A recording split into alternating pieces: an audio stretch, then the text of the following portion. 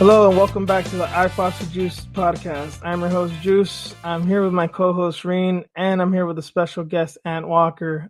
Before I let you guys speak, I just want to thank you for joining us. This is our 25th episode. I know it's not the biggest accomplishment in the world, but I didn't know how long it would take for us to get to 25, and we've been going at it weekly. So just want to thank you guys up front for sticking with us this long. But with no further ado, let me introduce my co-host as usual, Reen. What's going on? Nothing much. Hey guys.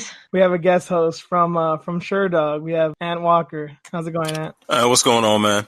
Good to be on the show. We got a few topics to cover, and we're going to start with a little review of the ESPN Plus card from last week, UFC Fort Lauderdale. We're going to recap some of the fights that we went over. We basically just covered the main card. John Lineker and Corey Sandhagen. I think we were both going with Lineker on that one, right, Reen? We wouldn't betray our boy. Yeah. How impressive was Corey, though? I'm a fan now. I was very impressed with that fight, man. Like, it's sad that John Lineker lost, but you know what? I'm not mad at it. It's a split decision. I think he was up 2, though, to be honest. You think Lineker was up 2 rounds? No, I thought Corey was up 2 rounds. Oh, yeah. I didn't really understand the split decision. I thought he won it pretty clearly. Yeah. But I got to give Corey props, not just for the performance, but as I mentioned last week, there's always an oh shit moment with John Lineker fights that the opponent just starts running scared, and Corey looked calm and collected. He never hesitated. I think up until those last 20 seconds when he started getting bombed on, then that's when he had that fear running through his heart. But other than that, he seemed cool. Yeah, that flurry and then that guillotine attempt. God, just blood splattering, and yeah, he wasn't going to tap at all. Oh yeah, there was that image of the blood hitting the mat, right? All the blood is split. Yeah, that was pretty funny right there. That was crazy. Like, you know what? I actually thought that Lineker won the fight. But I wasn't mad at Sandhagen winning. That was a very, very close split decision. It should have been a close decision. Like, it's one of those things where either you value the guy moving forward, or you value the guy who is moving around scientifically. And that's kind of what it was. They both landed a lot of good shots on each other. They both adjusted their game plans on the fly.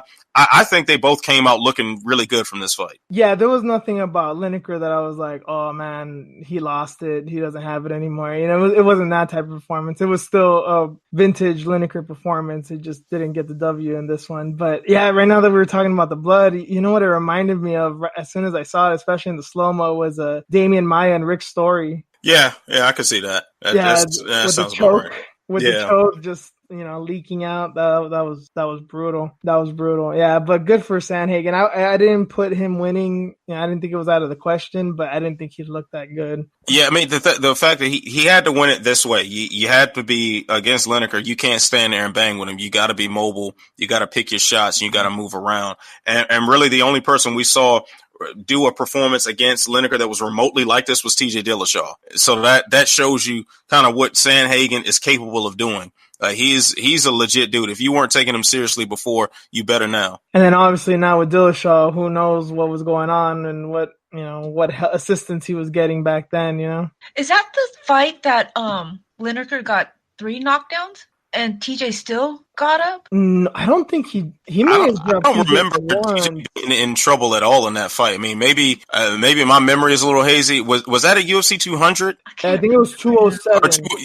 207. All right. So, I mean, what I remember was Dillashaw really just kind of dancing around him and being able to pick his spots and hit him at will. And I don't remember him being in trouble at all, but I haven't rewatched that fight since it happened. So maybe I'm wrong. Yeah. I remember a lot of wrestling. Yeah. It was a lot of moving around, jabbing, kicking, and taking him down every minute or minute and a half or so. He may have been dropped once, but I could be remembering that wrong. I know it was mostly dominant. Yeah. I just remember it being more so so like Dillashaw just being able to take him out of his game. And that I think too, it shows one that Sandhagen is of the caliber to be somebody like Lineker, because Lineker is no joke whatsoever. He is a legit title threat. And on any given night, he can knock your head clean off his shoulders. So in order to beat him, you've got to be very elite. So Sandhagen has proven himself to be elite, and at the same time, Lineker proved himself able to handle that sort of game plan a lot more effectively. Like, he did change up his game a lot. Like, he started going to the body when the headshots weren't working, and he knew he couldn't just run in recklessly. He started mixing up the grappling too. I was very impressed by both guys in that fight. Yeah. I don't know what more can be said. You said it pretty much all there, Ant. Yep, that's basically my thoughts too. The other fight that we covered was, well, one of many. Another fight we covered was Glover Teixeira and Jan Cutelaba. It seems a lot of people were were kind of mocking Cutelaba for kind of being a dick and then paying the price for it. What was your thoughts on this one, Ant? This was the old man doing what he does, man. Cutelaba, he came out with a full head of steam, but when you come out that strong, how likely is it that you're going to maintain that pace? And we are talking about someone who probably walked into that cage about 230 pounds. You're not going to be able to sustain such a high pace with power shot after power shot after power shot. I wonder at what point did Glover Teixeira take some of those punches and then like he got hurt initially, obviously, but then each time, kind of like when Brock Lesnar and Shane Carwin fought, and Lesnar was saying how when he turtled up and Carwin was just hitting him, how each punch felt less powerful. Mm-hmm. I wonder how much of that was Teixeira feeling. Was he feeling like every shot had less steam on it? So, okay, just hang in there and get through this first round. I mean, even before that first round ended, Cutelaba was breathing hard. He looked like he really had nothing left. I mean, when the second round started, it was just textbook that Teixeira was going to take over and get this fight to the ground and do what he did there. Yeah, I always it always warms my heart to seeing the veteran take out the young dude, especially with Cutelaba coming off a layoff and the whole drug issue that he had. Who knew, what was in his head, how he'd react, but clearly he kind of fought like his back was against the wall and had no kind of real fight IQ. Reen, you and I were talking off air. You're the one mentioning about what a downer, what a lame performance this was by Cutelaba. You want to expand on that? Yeah, I was cracking up because he had used all his energy trying to finish Glover. Glover started stalking him. He hit Cutelaba with a 1-2 and hurt him. And yeah, that was like 18 seconds left in the first round, and you can tell like he's like Ant said, breathing hard. He's hurt, and then Glover continued, hurting him in the second round. Dude, that old man still has power, man. You cannot sleep on him. So I laughed at it because all the disrespect Cutelaba was showing at the beginning of the fight. I didn't even know there was some issues with the weigh-ins or something. He was like ripping his picture. I mean, he was in there just so pissed off and spent all his energy. I do. I'm sorry, Ann, go ahead.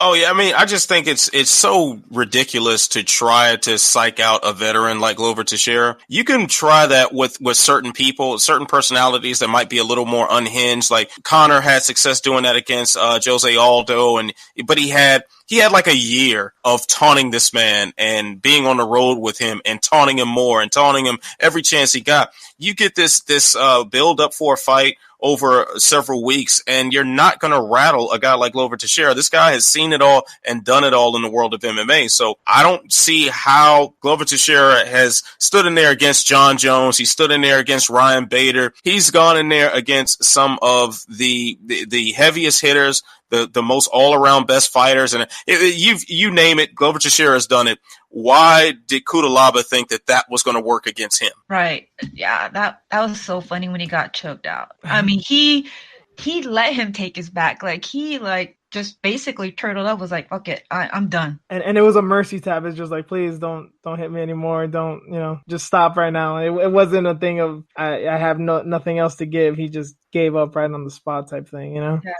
it was perfect. What we're talking about right now with Glover, I'm trying to think. I know Rumble knocked his ass to another dimension, but has he ever been knocked out, or at least knocked out badly? I don't think he's ever been knocked out in the UFC. I don't know about Glover?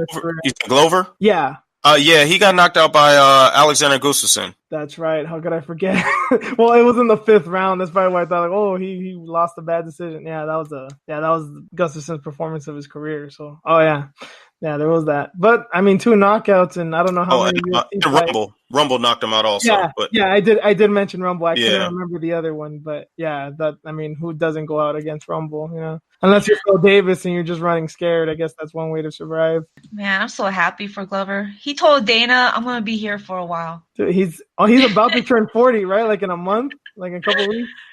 39. Yeah, he's definitely pushing 40. So, I mean, he may want to stick around for a long time, but I wouldn't exactly hang my hat on that. Of course, there's always, when you're in that 205 range, there's always the option of going into the official senior citizen division known as heavyweight. So maybe he does that and he hangs around for a long time. But he at the very least he secured a very strong gatekeeper status with this win. Yeah, props all around for Glover. Good performance. Next up, wasn't the co-main, but I think most people consider it the co-main with Cowboy Oliveira and Mike Perry. Reen, I know you had gone with Oliveira, and I'd said, I don't know if this is my point proven that he sometimes breaks, but I mean, props to Mike Perry, man. The dude was just a shit-eating wild man that night, and that's kind of seemed like that's what got to a Cowboy. Yeah, I think you. Yeah,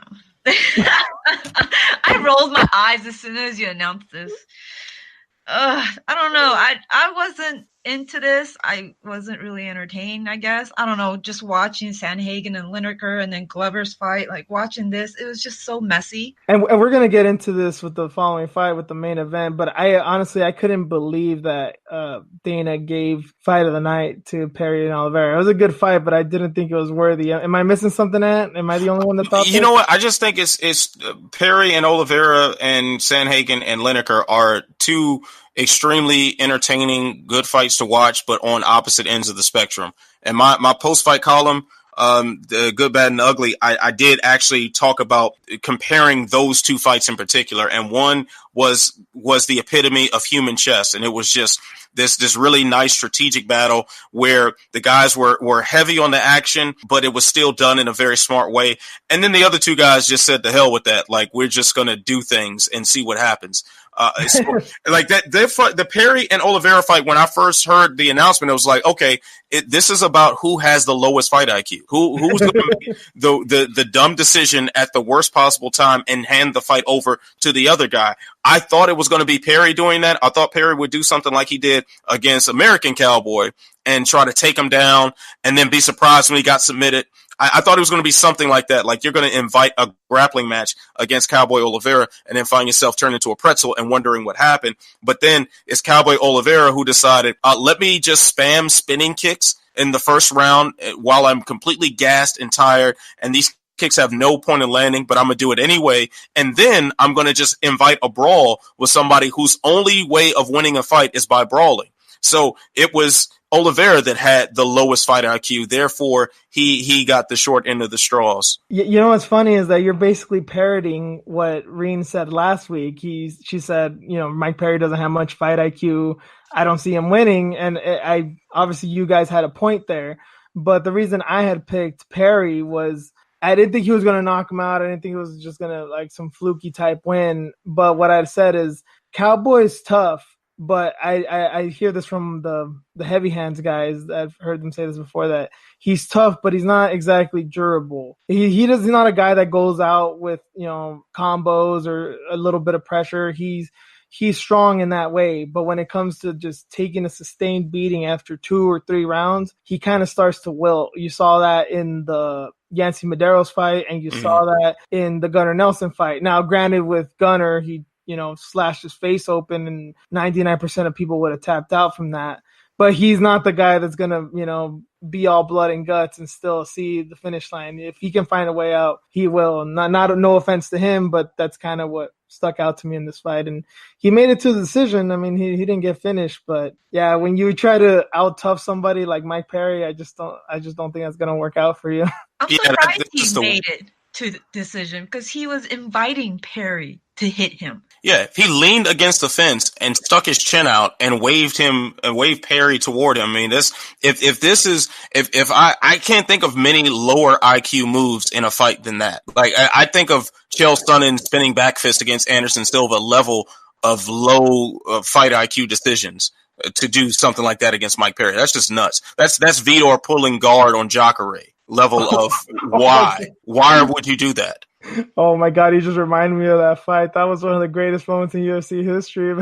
The Jacare. Yeah, the guard pull on Jacare. That is, that's the level of insanity that sticking your chin out and inviting Perry to brawl with you while you're leaning against the fence is. That's just not smart. And then when you look at what their strengths are and what their weaknesses are, that was seriously about the only way that Mike Perry was going to win that fight. We've seen like more sophisticated strikers like Max Griffin, outpoint Perry.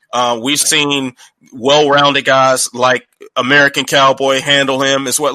So the one thing Mike Perry has going for him is that he can take a punch and he can hit you harder. So inviting this man to punch you while you don't hit him as hard as he hits you, yeah, that's what does it right there. That's low fight IQ.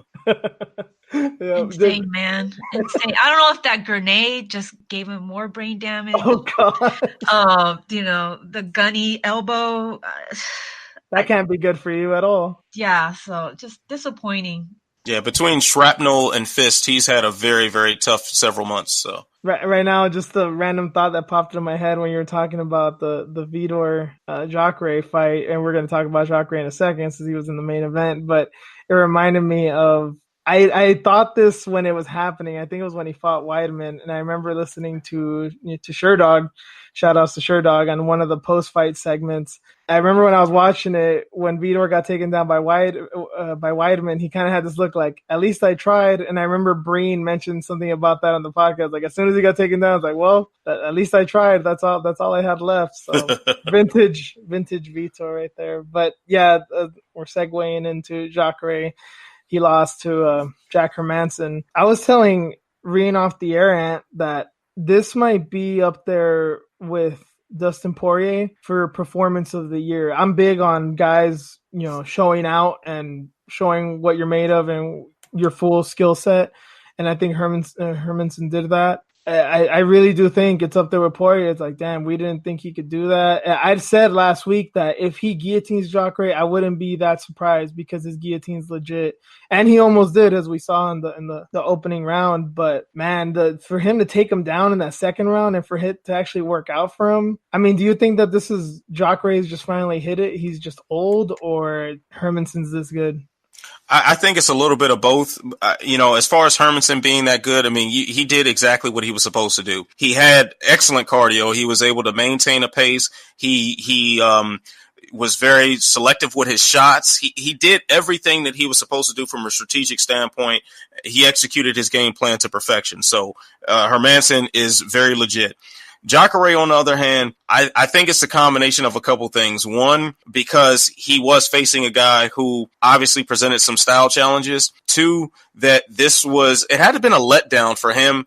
A guy who has seemed to perpetually be screwed out of title shots, to be promised a title shot, but he has to fight someone else. And then that someone else changes from originally Costa to Romero, and then you end up with Jack Hermanson, a name that nobody really was checking for. And then you add on top of that he's an older guy as well. I'm not quite ready to jump off a bridge saying that Jacare is done and that he's washed now. I don't want to say that just yet.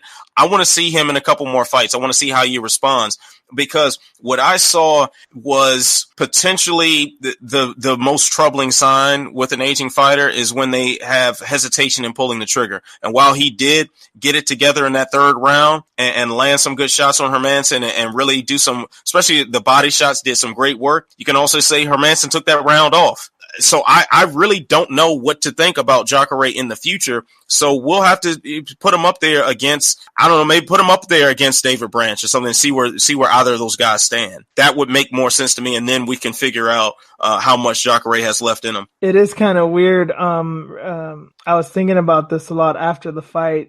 Reen, can you think of anybody, and it's just weird that it's in middleweight, at least in my mind, but can you think of anybody who's been this close to a title this many times? Because the only person I can think of is Michael Bisping, but at the end he finally got his shot and won it, but he still holds the record for the most fights in the UFC without a title shot. And I don't think Jacare is going to beat it because I think his time is coming kind of soon, but is there anyone else that I'm missing here? And what Dustin Poirier would have been one guy until a couple of weeks ago. Oh, true. Yeah, there is that. Yeah, that's a damn. That shut that thing down.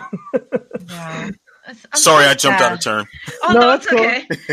You have the answer, you know? Yeah, I'm so sad for Jacare, man. And this actually moved Jack up to rank number 10 prior to straight up to number 5. So, yeah, man, he took this opportunity and ran with it. I mean, good for him for stepping up because how many different opponents did Jacare have? Like two or three? Like two, but you know, he was never even scheduled on this card. It was originally Yoel and Costa. Mm-hmm. So he took it on late notice and then he got a late notice replacement. So I mean he was a trooper and a company man all the way around, but as we've seen time and time again in the UFC, that doesn't always work out well for you. Yeah, and he's only lost to like top competition and here comes this young dude, ranked number 10. It was a great fight, man. I mean, it's just sad. I don't know. Part of me thinks that he is kind of done because the way he walked out too, I'm like, I think he's too relaxed. So that kind of bothered me.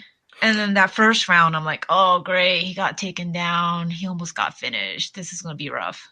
Well, to be fair to him, I also think that, you know, with all the opponent changes and stuff, I think he was just out there like, fuck it, like, let's just fight. I don't think he had much of a game plan, you know, and I can't criticize him for that. Maybe it's not the case, but if that's what you're seeing, it's probably for that reason. Yeah, and for the unknown guy to take on a big name like Jacare, even if it is late notice, you at least have some idea of what to do. Like I would be very surprised if someone like Jack Hermansson, as he's making his move up the rankings and he's embarking on his MMA career, you know, any guy who starts off fighting, no matter what level of the promotion, they're going to look at the UFC champion or the UFC top contenders as the guys that they're going to have to fight at some point. That's going to be their dream. So Jack Hermansson probably game planned for a Jacare fight in his mind a million times before that actual fight happened. Jacare, on the other hand, probably couldn't tell you Jack Hermansson's name before the weigh-ins.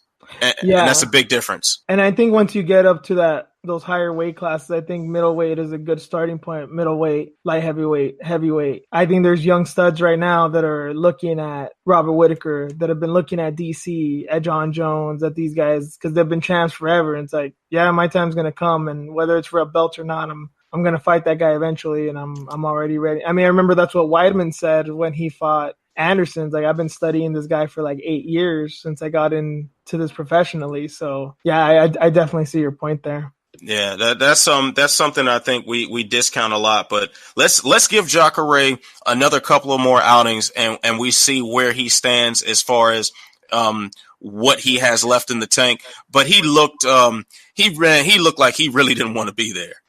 Yeah, and yeah, I think you have a good point there. Let's wait this out. He said as much that he wasn't retiring. I think a lot of people kind of assumed that he might. So maybe that's a good thing. Maybe he'll have some good performances. I just wish that, you know, as everyone thinks that the title shot's kind of going to pass him by unless there's some other late notice thing that he comes out of nowhere.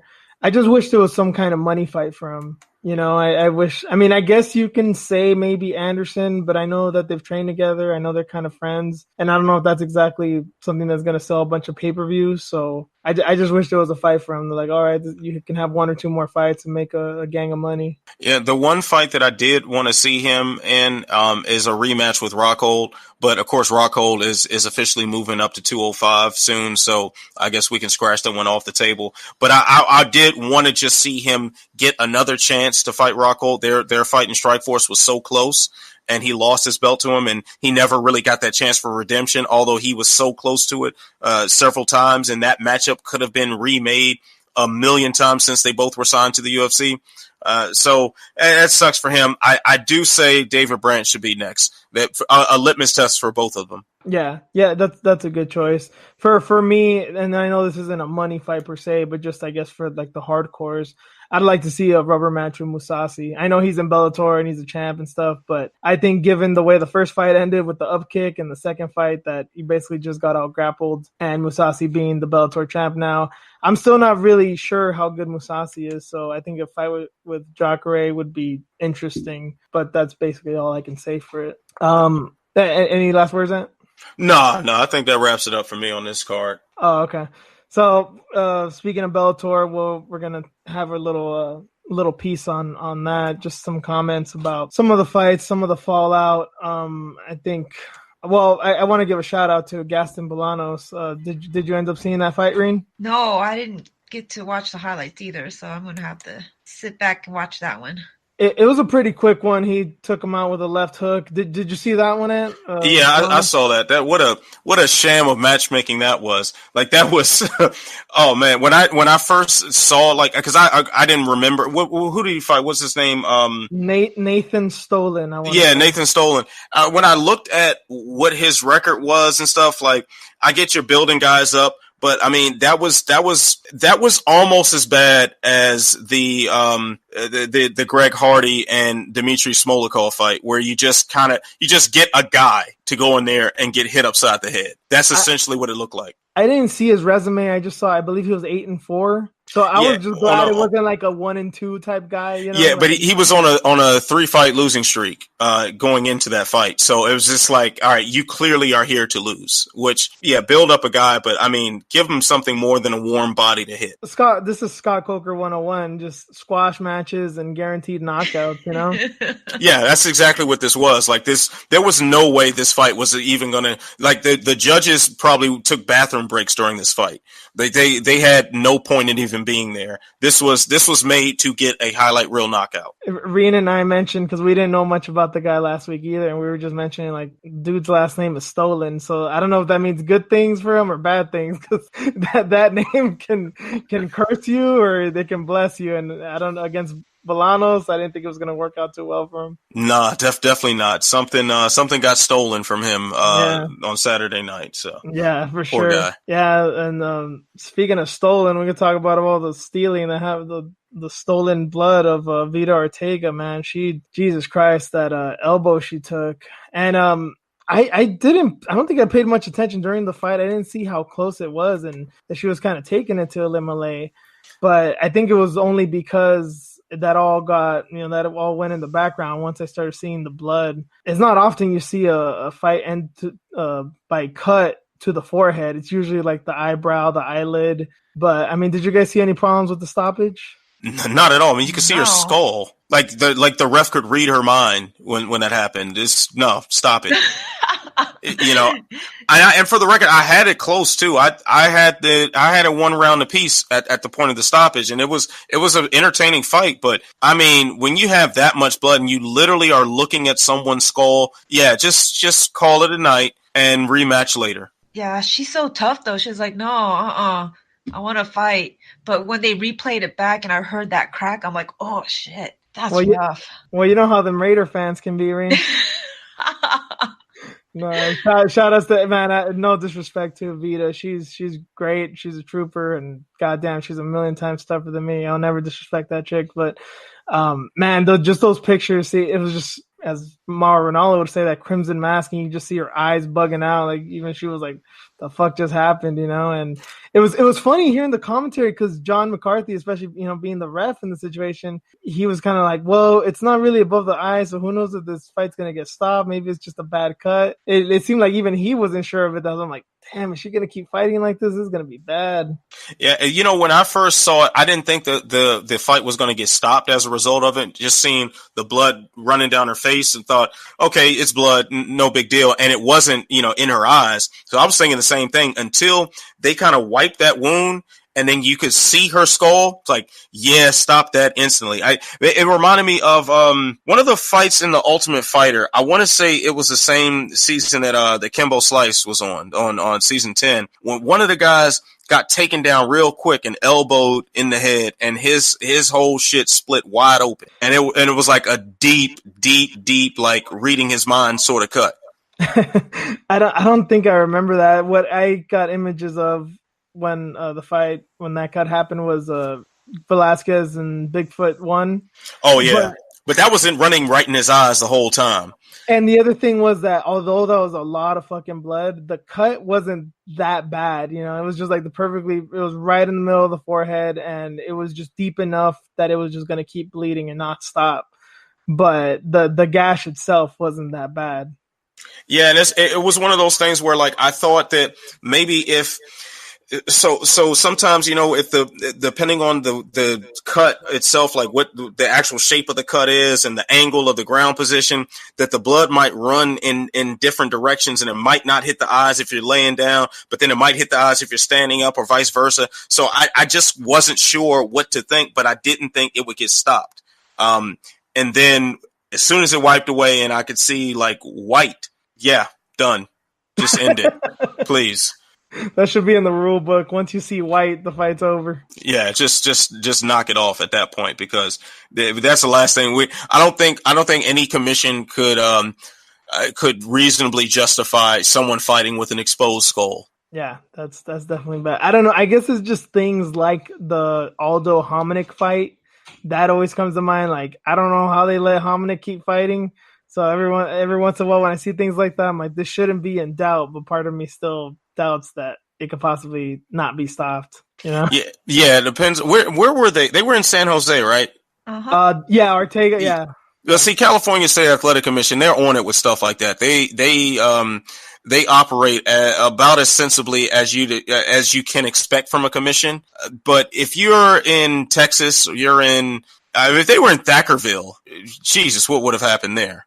And I wanna, well, all of us are Cali natives here on the show right now, but I want to take credit, and I usually would, but after Liddell Ortiz 3 and John Jones Gustafson 2, I don't know what kind of a job we're doing over here. Yeah, see, that's why I said as reasonably as you can expect, because the expectations are low for an athletic commission.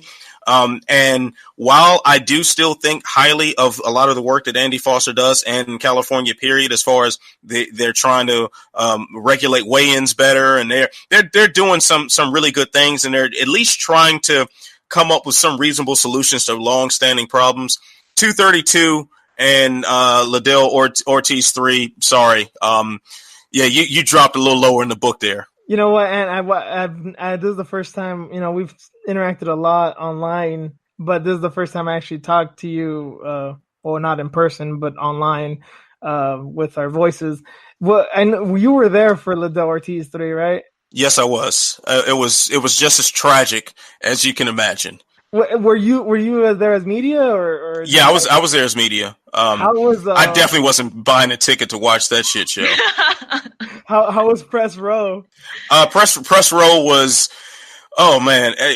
So press row was partly boxing media, partly MMA media. Boxing media is far less professional than a lot of MMA media. What? And yeah, oh yeah. They're an interesting bunch a lot of times. Like the MMA media for the most part is, I think, a organized and friendly group, at least at the fights. I think Twitter is another thing. That's another world of morons and shitheads. But at the fight, the credential media tends to act very professionally and be pretty chill. But the boxing media was just they were there just because Oscar was promoting it. There were some of them on the back row drinking beer. Like what? On press row, yeah. But yeah, it was like it was strange because there was a sense that this was a big fight when they were making their walkouts, and you see Liddell with the icicle trunks, and you see Ortiz with the flames, and that to me felt like a big moment, and the crowd was going crazy. But the moment that bell rang, and we were just harshly reminded, oh yeah, this fight shouldn't be happening right now. It was. Yeah, it was something else. That was an experience I'll unfortunately never forget. With the boxing media guys, were they like, do you think they were like that just because, like, well, they didn't really respect the sport and it's like, well, fuck it, it's just because it's De La Hoya MMA type thing? Or did they get that sense too did they also get that sense once the fight started, like, oh, this is kind of bad? You know what? I'm not quite sure about their feelings on that particular fight. Maybe they were just there because it was just because De La Hoya was there and they weren't really taking it seriously. They were just there, kind of hanging out. That's possible too.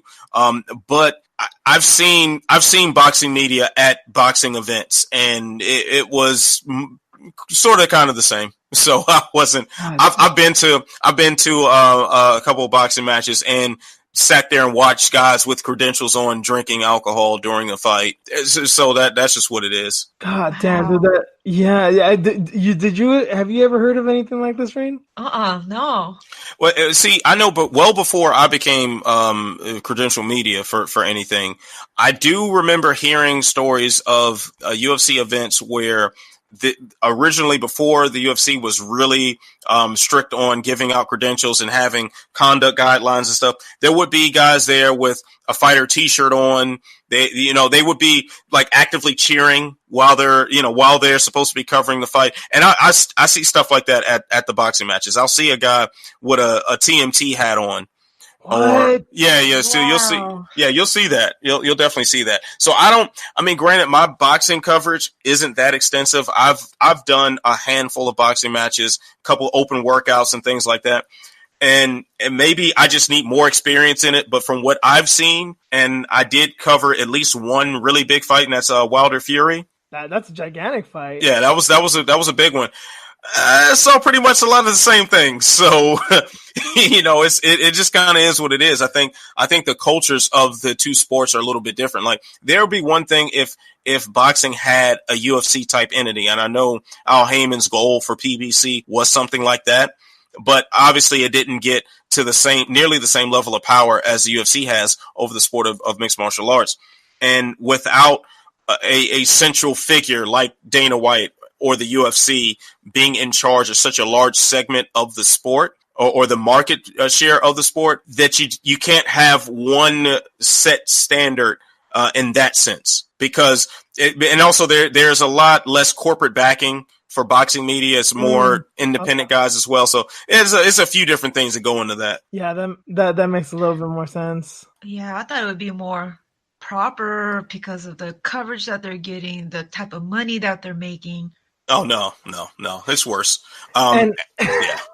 No, and back me up on this, Reen. I mean, I don't know what your experience is, but growing up, I grew up with boxing. I mean, I'm Mexican. It fucking comes with the territory, but I've been in the MMA for about 10 years now. And, when I got in the UFC was around UFC 100. So it was big, but it's not on the scale it is now. And when I tell people, especially like uncles and people in my family that were these big boxing fans, they would look at me like, you like that like barbaric sport? And they'd even tell me like, oh, boxing is like classier and it has more respect and things like that. And that's why I thought with the media, I expected these motherfuckers to be in tuxedos and shit.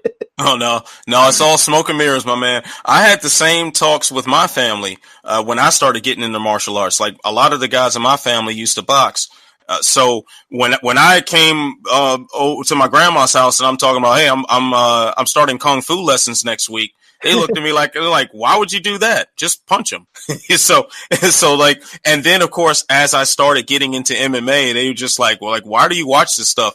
And the only time I could ever get my family to watch an MMA fight was if a black guy was in the main event. That was it.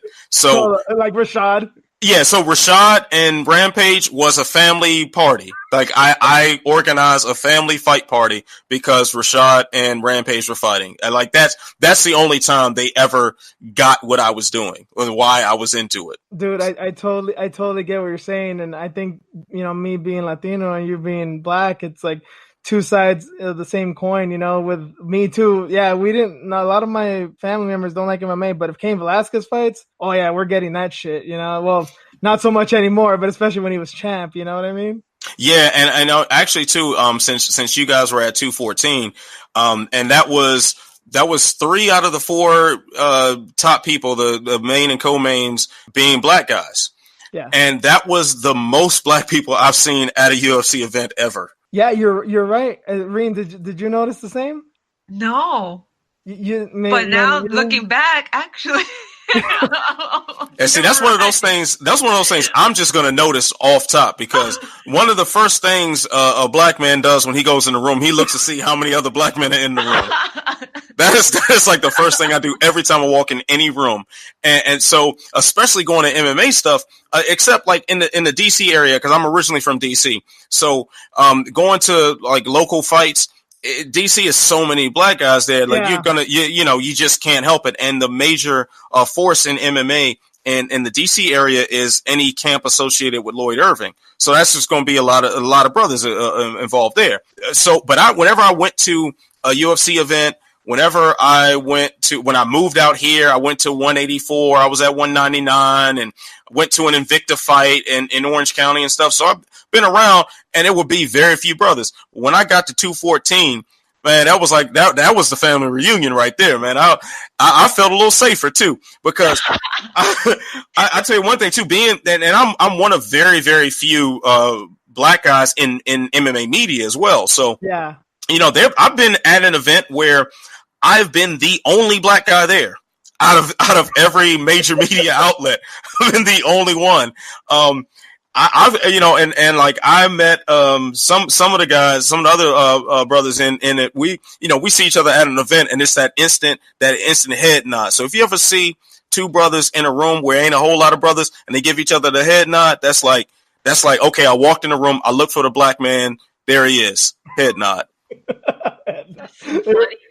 It reminds me of I believe it was Ari Spears had a joke of like, I think he said something along the lines like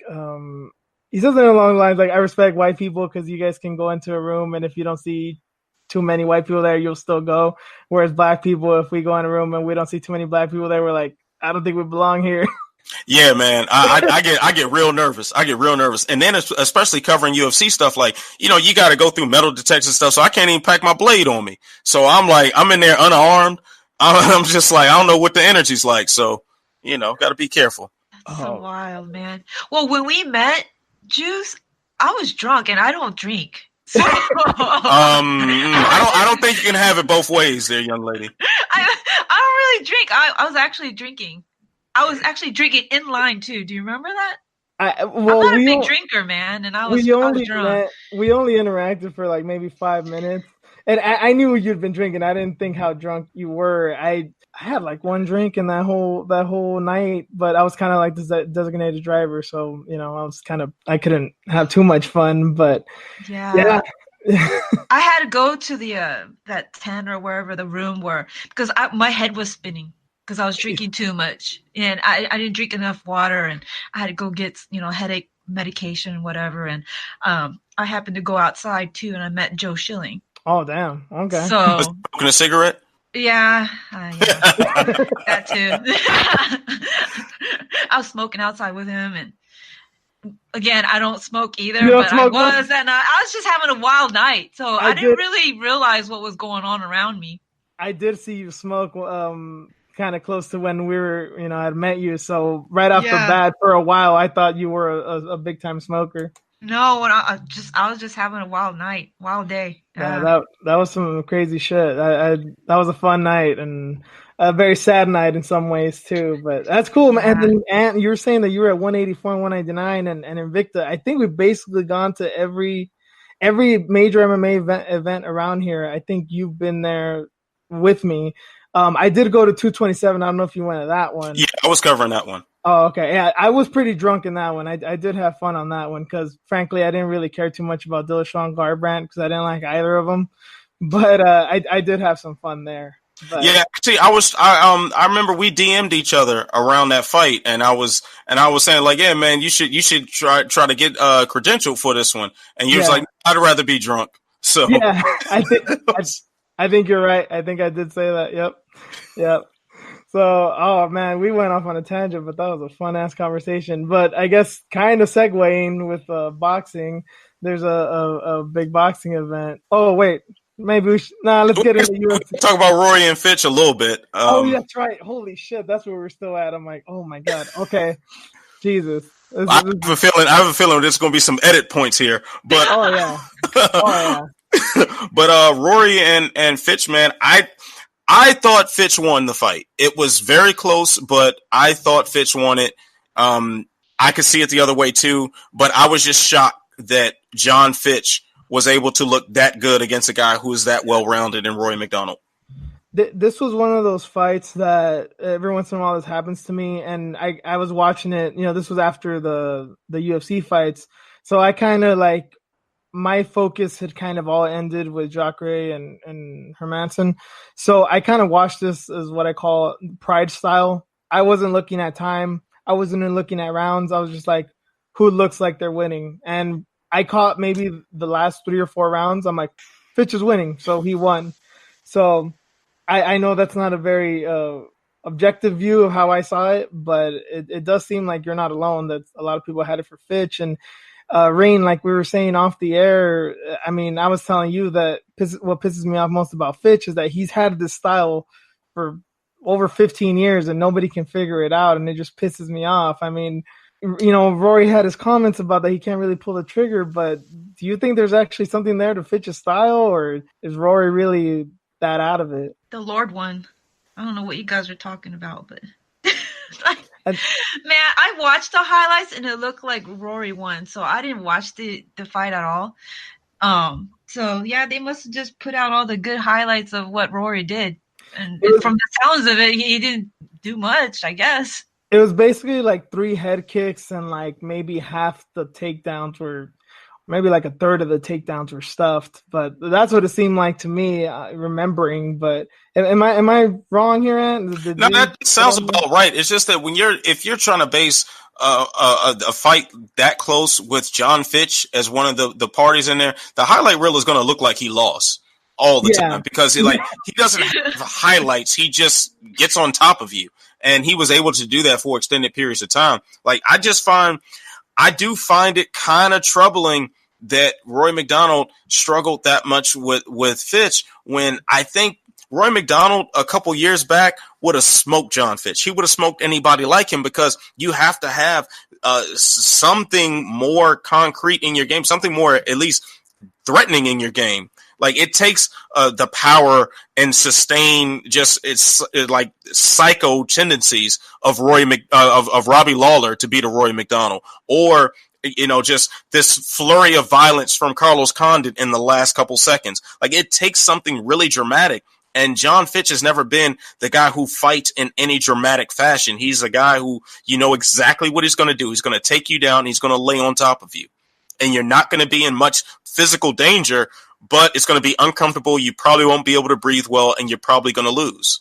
It's so funny you just mentioned the Carlos Condit fight, because I'd commented this with Reen last week, and it was just kind of like a throwaway comment, like, hey, by the way. And I did say, remember, Reen, I said, I'm like, I kind of have this weird image that gets stuck in my head of Condit beating up Rory in that last round, and thinking that if Fitch has a way to do it, he could probably do that too. But we kind of washed it off as like, yeah, but that's not going to happen. It's like, it's a very, very, very tiny possibility. Yeah. And sure enough. Yeah, like, John Fitch is not the guy who's going to necessarily beat you up. He's the guy that's going to outpoint you. And normally it takes someone to beat you up, beat Rory McDonald up if if he's going to lose. Like, Stephen Thompson beat him up. Granted, Rory got into kind of a shell and didn't really expose himself too much, but it took for him to get kicked around a few times for him to back off and just kind of Eminari roll into a poor performance. So I just find it really, really interesting that same guy, that Rory McDonald, who was killing people previously, had that much trouble with a guy who just doesn't kill people. That was really, really strange to watch. And then, of course, we got to talk about his post-fight speech and how he was citing religion, for his hesitation to like dole out violence, and that could be very well true. But man, I think too, there's a big part of this. Like, how much does Rory McDonald have left, man? This guy's been fighting since he was like 16. He's been through a ton of wars, and he's going to be 30 soon. And 30 is young in like overall the fight world. But if you've been fighting since you're 16, that means half your life you have been fighting. Right. Well, Faraz said that he had Rory winning the fight. He had him winning round 1, 2, and 4. He landed more significant strikes. He was close to finishing that fight, but from the sounds of it, it doesn't sound like it went that way.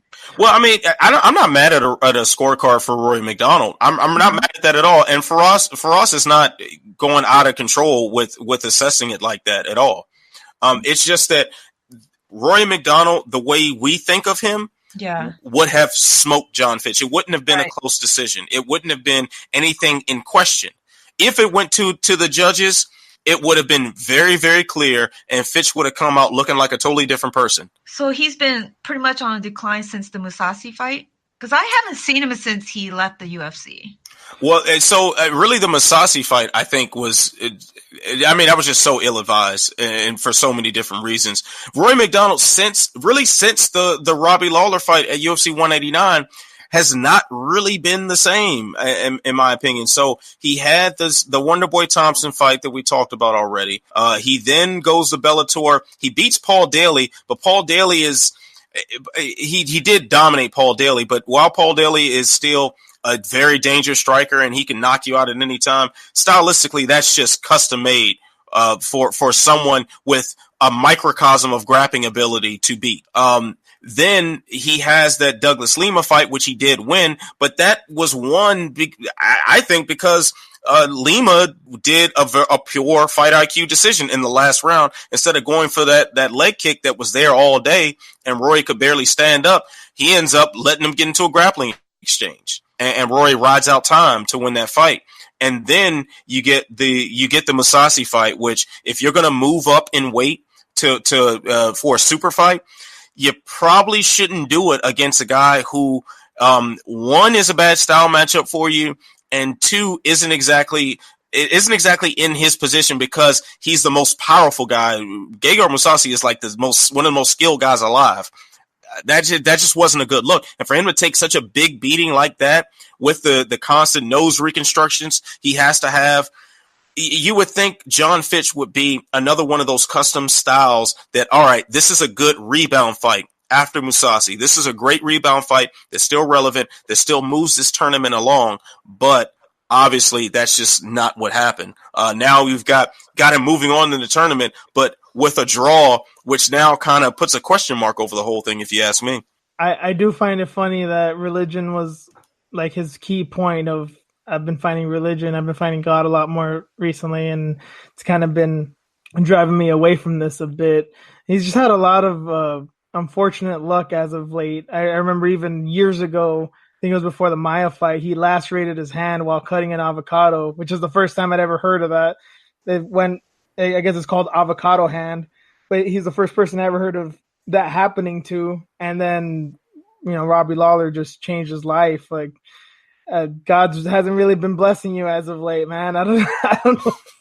I don't know. I don't mean to make fun of him or religious people or anything, but it's like, it's a weird. I just really think what kind of headspace he's in. Like, I don't think it's just religious. I don't think he's just reading the Bible more, and it's getting to him. I think there's something going on with him. I mean, there's a lot going on with the man. Like I know he just had a child not that long ago, so he's got fatherhood that's new to him. He's about to turn 30, which is, a milestone for, most guys that have a little bit of maturity to them. When you're about to turn 30, you start reflecting on things a little bit. I think he's married too. I think he's recently married. I know he at least has a longtime girlfriend. So he's had career ups and downs. He's had these injury problems. He's been fighting since he was a teenager. There's a lot going on in his headspace right now, I'm sure. And I'm not going to be the one to blame Jesus for this.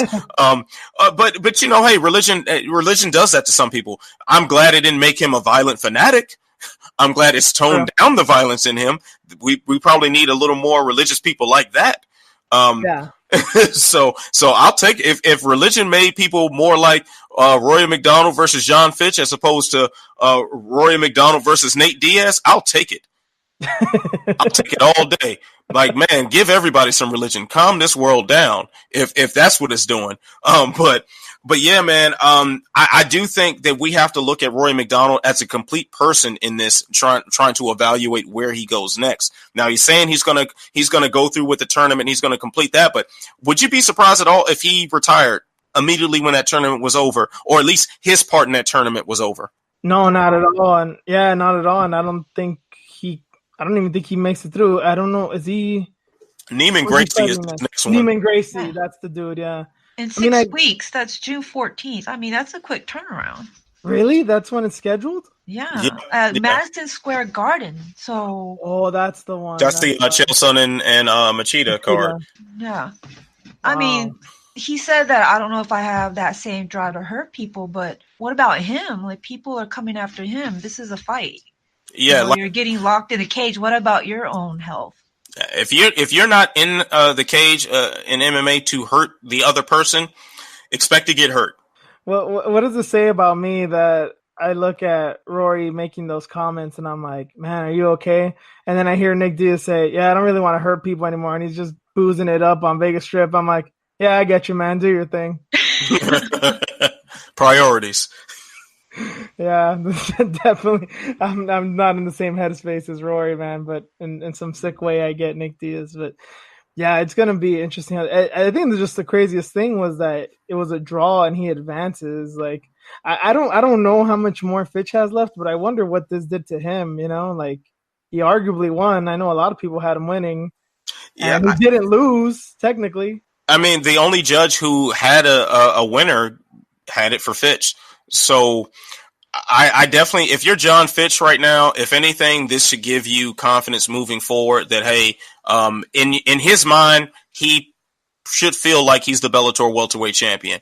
And at the very least, he's guaranteed himself another crack at the title when this tournament is over. Maybe now he'll also have the confidence to go after Palhares without steroids this time and fuck him up. I mean, I say if you're fighting Palhares, take all the steroids. That's what Reen and I said last week. Guy. Like, dude, you should have not been punished. You're fighting Palhares. Yeah, screw that. The bonus should be giving him more steroids. If you're fighting Palhares, you should be allowed to bring in a weapon. Exactly. So, exactly. Yeah, the hell with that. Yeah, man, I think John Fitch, at the very least, he could be an alternate. I mean, I think Lorenz Larkin, I forget who he's fighting to determine who's the alternate for the tournament. But hey, to have a backup to a backup or just being there in case, that makes a lot of sense for Fitch to just stay healthy, stay around, because you never know what's going to happen. Keep in mind the most successful Grand Prix of the modern age of MMA was Strikeforce's heavyweight Grand Prix. Daniel Cormier won that as an alternate. Yep, that's exactly what I was going to say. I'm like, the DC, keep in mind, not only did nobody know who he was, but the people that knew who he was, they're like, yeah, this guy's not going to make it out of, what was it, Bigfoot? Yeah. Like, he's going to get murdered. Oh, exactly. Yeah. Oh, I was definitely one of those guys. Like after the what fight was it? The Jeff Munson fight, and people were like, "Oh man, Cormier, like yeah, he's good, but you beat Jeff Munson. I'm not too hyped about this." And then he smashes Bigfoot, who I thought was gonna just murk him, and like, oh well, I guess I'm an idiot. So what do I know? Yeah. Shit happens, man. Shit happens. So so. That was Bellator. That was basically the fights for last week. We're going to get into a quick little preview of the card this weekend, UFC Ottawa. One of the undercard fights is Macy Chiasson versus Sarah Moras. I always feel like I'm saying that name wrong. It's Moras, right? Moras? I think it's Moras, but for obvious reasons, maybe you should pronounce it something else.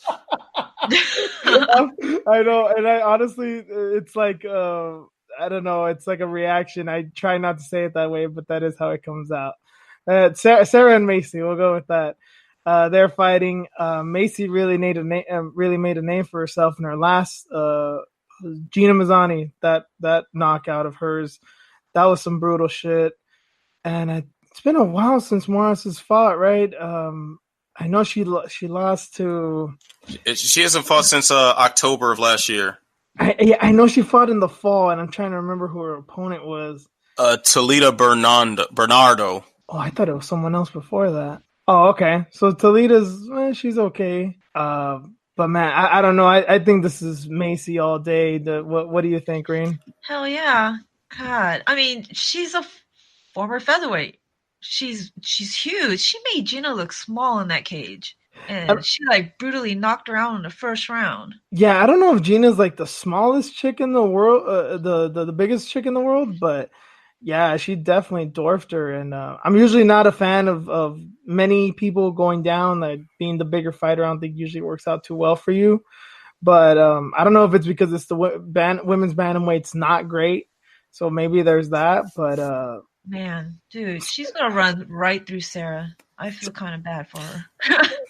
I'm kind of feeling the same. I think this is Macy's fight to win. I was at Macy's last fight. It was 235, I think it was, and I remember the face off between her and Gina, and it was just like, wow, this looks different. Like they don't look like they're fighting in the same weight class. And also it was that Macy looked healthy too. It wasn't like she looked too drawn out and weak stepping on the scale or any of the face offs or anything. She looked healthy, but still was like massive compared to Gina. And then you look at their records and, Sarah on a 2-fight losing streak, her last win was against Ashley Evans Smith, who also is one of those people whose fight IQ you can question. I think Macy's size, I think her strength, I think everything just overwhelms Sarah. Yeah, Ashley was the one that I was thinking of. I'm like, I know she had a good win, and I thought Ashley was her last fight, but yeah, it was Toledo. Yeah, I mean, I want to say Sarah has good wrestling, so we haven't seen too much of that, but there's certain fighters that they're so big. Like, I just don't see how this happens. And this is one of those rare occasions. I'm like, I just don't see how she takes her down. And I haven't seen anything out of Morris that shows me that she can stand with her. So yeah, I think it's going to be a short night for her. So we're all unanimous there. Cub Swanson's fighting Shane Burgos. Swanson's been on the decline, man, but I'm a big fan of Shane Burgos. I remember it was the Calvin Kattar fight. After that one, I became a big fan after that one. I don't know, Swanson, he still pulls it out every once in a while, but I don't know. I always feel like his time's coming. Most of the time he surprises us, but it's getting up there. I mean, I think those days are dwindling. Well, what do you think, Ant? You think he still got it in him? I think Cub Swanson still has something to offer, but I don't think it. I think Shane Burgos is going to come out the winner here at some point. At some point, the decline really has to start. Now, let's give Cub Swanson his due credit on his 3-fight losing streak. He lost to Brian Ortega, Frankie Edgar, and Renato Moicano. All three are champion caliber fighters. One challenged for the belt very recently. One was the champion at a weight class above and was a great champion at that. And Renato Moicano is probably a win or two away from getting a title shot. Right now, even though he did just lose to Jose Aldo. So, I just think Shane Burgos, I think it's his time, man. And for Cub Swanson, you got to wonder at what point do those wars take effect, because his last 2 wins were Artem Lobov and Du Ho Choi, and both of those fights he took a lot of damage in. That Artem Lobov fight, man, Artem gave him everything he could. Artem tried his best. He gave him a damn good fight. Du Ho Choi obviously is a wrecking machine, and they beat each other into oblivion. At some point, the wheels have to fall off. And when you're 35 years old, with the number of miles that he has, he's fought, I think 30 something times between his entire career. I'm sorry, man. I think the wheels fall off, and Shane Burgos gets his hand raised. Yeah, and Burgos seems like a guy who's willing to engage in that type of fight. If he was a guy that he was a lot more conservative and didn't really want to get in a firefight, I'd have my reservations. But yeah, I think he's very technical and he's very game, and I think that should be enough to probably get the win. What about you, Reen? Same. He's strong. He's powerful. His output is high. He does get hit a lot though, but. Yeah, it was just Cub, man. His last fight was with Artem, the GOAT. Well, you know what? That fight showed that, like, man, Artem, I don't think he's gonna be something, but he definitely has some fight in him. Yeah, Artem ain't no joke, but Yeah, Artem gets a bad rap, but let's not even go down that rabbit hole. No, yeah, I agree. I'll just say that I do agree with that. Yeah, but Burgos I think has a good style as far as entertainment goes, but I think might be a bad style for Cub. It's just reminded me a lot of like the Doo Ho Choi fight. I thought he was gonna get slaughtered in that fight, and then it turned out to be one of the greatest fights ever. In a way, I want that to happen for selfish reasons, but in another, I'm like, I kind of hope it doesn't, because at this point, I don't want the dude to lose brutally, but I don't know how much more damage he can take. So, yeah, it seems like we're all in agreement there as well. Co-main event is Elias Theodorou and Derek Brunson. This fight, I don't know if it irritates me, if it confuses me. It's one of these fights. Derek Brunson is such a violent, aggressive individual, but and you've been talking a lot about fight IQ. I don't know if there's a person on earth who has. I don't know if it's so much fight IQ. Maybe it's just a striking defense. But man, he is not the brightest bulb in the drawer. But Elias Theodorou is the least threatening person maybe on the UFC roster. Yeah, I can't disagree with that. I do think Elias Theodorou is going to win, though, but it's not because he's going to knock out Brunson. Elias Theodorou is not a finisher. He hasn't finished a fight in quite some time. I can't even remember the last time he finished a fight in the UFC. But the thing about Brunson is that we've seen him not be able to engage in his wrestling. Like, he has great athleticism. He can knock your head clean off if he touches you. And he's a fantastic wrestler. But if he is denied using any of those gifts, he plods for it with his chin up. And while I don't think Theodorou is going to put him to sleep for that mistake, like Robert Whittaker did or like Israel Adesanya did, I think his footwork is good enough. And his speed is good enough for him to just stay to the outside, kind of like he did against Eric Anders. And while Anders was able to catch him with a couple good shots here and there, Theodorou was able to stay on the bicycle the whole time. And Brunson, I think, will struggle trying to employ his game from there. I don't think his footwork is going to be sophisticated enough to get him cornered anywhere and force a grappling game or force Theodorou to deal with the power shots. And while Theodorou will not get the finish, I think he'll get a very clear-cut win. I think you're being much too kind to Brunson, and he doesn't plod forward with his chin up. He literally sprints at opponents with his chin forward, not just up, but forward. Jesus, man. Reen, I really can't make my mind up right now. You're going to have to take it from here. Well, I think he can get it done if he doesn't rush in and, with his chin up and exposed. If he fights smart this time, get those takedowns and control the fight, I think this is his fight to win. So I'm going with Brunson. I mean, the Spartan is great on Twitter, but I don't know about the cage so much. This could be a snooze fest. That is very possible. Yeah.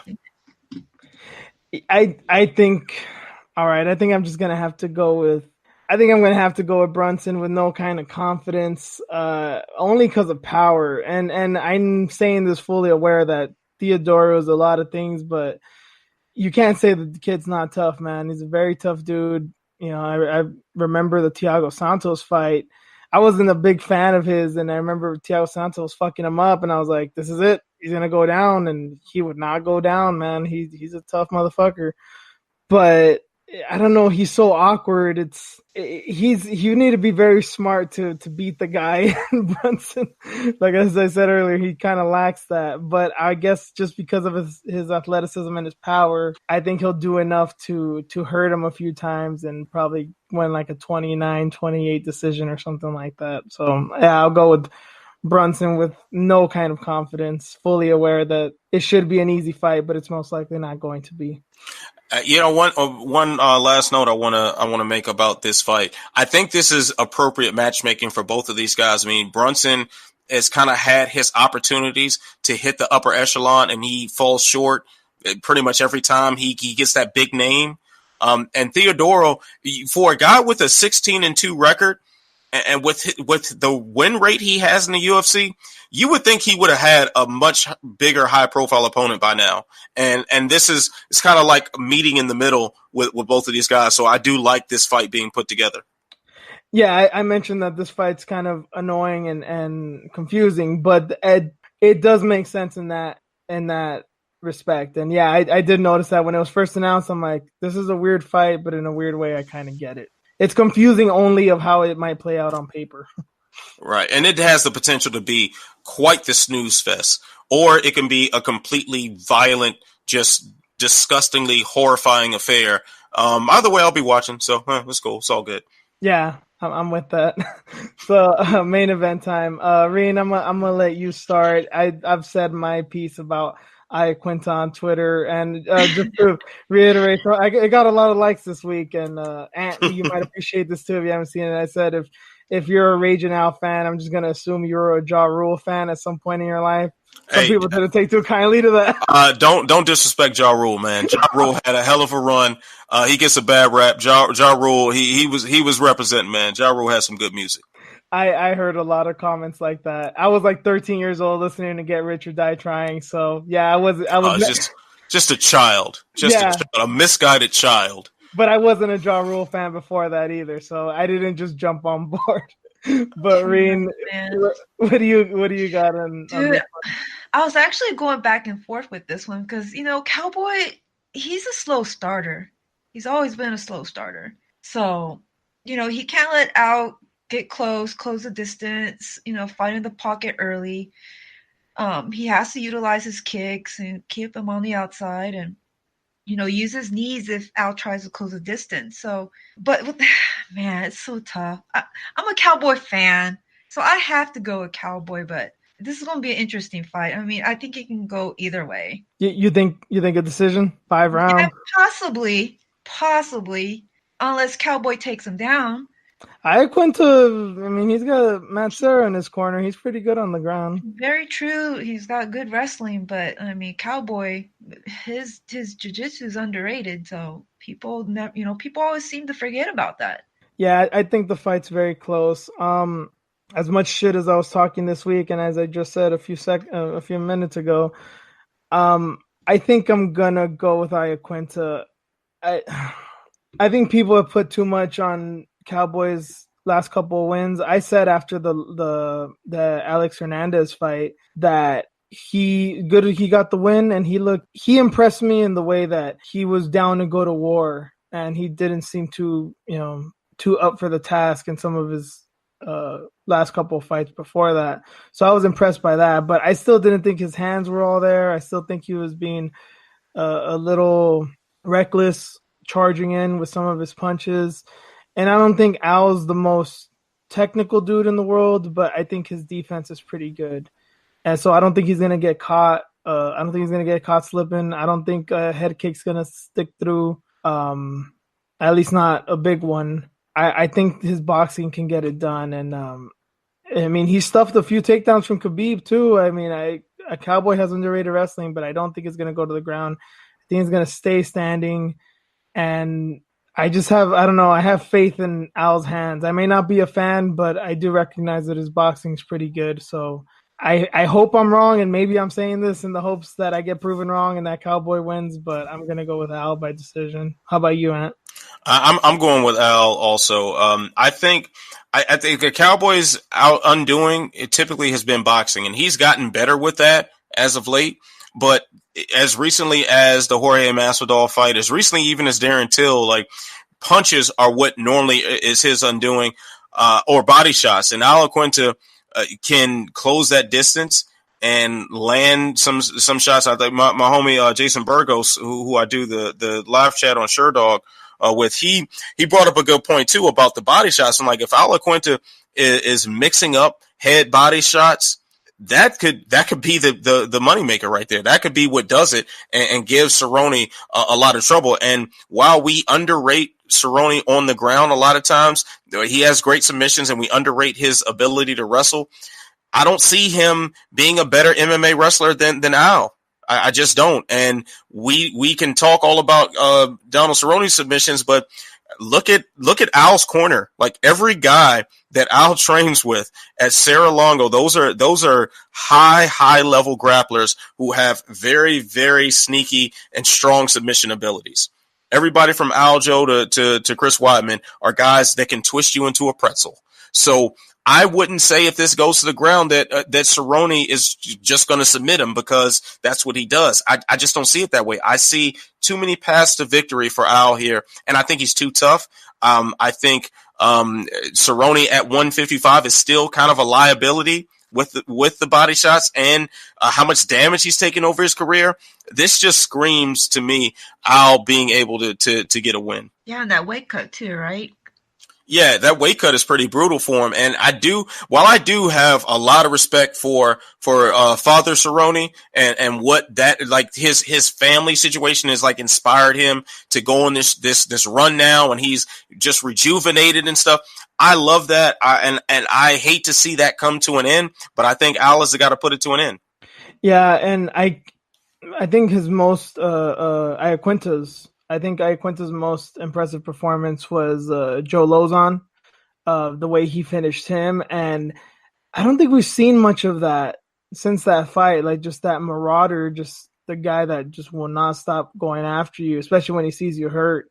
I guess we saw a little glimpse of that with the Lee fight. I think the second Kevin Lee fight was more impressive than the Lozon fight, because it was sustained winning. It was sustained him responding to different stimulus over time, and he's changing things up and he's going up against a guy who there's no questions about how much he has left in the tank. There's no question that Kevin Lee is one of the best fighters in the world. Nobody's questioning that.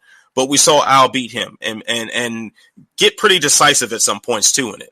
Yeah, I guess I didn't take it too much into account because he was dominated for some portions of that fight, and whereas the Lozon fight he dominated from beginning to end, you know. But right.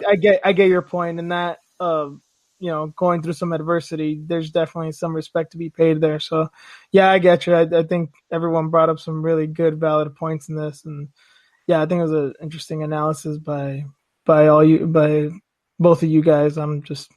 I didn't even know who to pick here, so thank you guys for helping me out on that one. It's tough. It's tough. My heart says Cowboy, but what's next for him though? If he does lose this fight, should he go up and just be like the gatekeeper / entertaining fighter, or what? It doesn't even matter with Cowboy. Like Cowboy he's kind of become an entity of his own outside of the title picture at this point. That's a guy who can you can slot him in anywhere. He'll fight anybody at any time. Obviously, you can put him anywhere, lightweight to welterweight, and he'll try to kick someone in the head, and we'll watch it. So he's a dude who, no matter what, he will have a job. If his chin can sustain itself, he will be fighting, and we will tune in every single time, I'm sure. Yeah, definitely. That's too bad that he didn't get that fight with Conor. He said he's done with it. That's why I was like, it'd be nice if he could get a fight with him, just for fun's sake. But yeah, I don't. Who knows what's even going on with Conor? He's still got so many issues. But I think he saw as much too. As like, who the fuck knows when this guy's gonna come back? Why am I gonna sit here and wait? Because I may be waiting here an eternity. My boy's gonna be in high school by the time he's ready to fight. So I think Bloody Elbow just put out an article before we hopped on that Conor would fight Conan O'Brien and Mark Wahlberg at the same time for shares. Oh God! Yeah, I did see that. I saw that on Twitter, and yeah, it depends on what version of Mark Wahlberg shows up for that. If we get Mark Wahlberg in that Mickey Ward movie, I don't know, we might have something there. Yeah, he's gone on about. Oh my God! Yeah, and then Endeavor might go public soon from some of the reports a few weeks ago. So who the hell knows who else might get in this? And oh God, we're going to talk about Conor in a few minutes here, but do we have to? Into that. Yeah, because something came up that entertained me. But let's get into some boxing since we were talking about it earlier. Canelo Jacobs is this weekend. Cinco de Mayo weekend is a notorious weekend for big boxing matches, usually involving Mexicans, and sure enough, the biggest star in boxing and definitely the biggest star in Mexico in the sport, Canelo, is going to fight Danny Jacobs. And I don't know how familiar people are with Danny Jacobs. He's definitely very skilled, and I think he's earned his spot here. I think this is going to be a tough fight for Canelo, but I have either of you guys seen the odds for this? Because I know Jacobs is an underdog, but I don't know how far down he may be. No. I didn't see the odds. I can look it up real quick. No, I've only seen that awful picture of him wearing those pajama panda. I don't know what he's wearing. Is that a suit, a panda suit, or pajamas? Dude, fucking Canelo, man. I know that Mayweather's out the game. I get it, and I know that he's basically the highest paid boxer presently. But you do not need to go all the way with these fucking attire, man. Once in the countdown shows that they're doing on the Zone, he has a Bugatti, and part of me is like, I ain't mad at you. I mean, you got money, go ahead and spend it. And then I see him with that panda outfit on, and then he had a shirt. It was one of those, I forget the name of them, but it's the ones that have the collar and the sleeves of a different color, and it was Jarritos sodas on the shirt. He's wearing like all this pop art. You know, that shirt probably cost him like $800. Like, he's just going all out with the money. And the one thing that still gets me with Canelo, he still barely speaks English, but a lot of his tattoos are written in English. I don't fucking get it, man. I don't get it. What the hell? He just sat down at the tattoo parlor and said, yeah, just hit me, whatever. And maybe I'm not one to say because I have Japanese characters tattooed on my body, even though I'm not Japanese. Sorry, Reen. I don't know if that offends you. But I mean, it's just so funny to me. It's so weird. It's so weird, but that's going a little off topic. It's going a little off topic. What the hell? I'm like... But honestly, we're talking shit here, but honestly, things like that make me question them. And I don't know if this is my bias being Mexican. Like, I'm not the biggest Canelo fan in the world, but part of me is like, well, yeah, I kind of want him to win. And seeing things like that, it's like, is his head really in the game? Because I know Danny Jacobs that dude beat cancer, man. That dude's fought for his life already.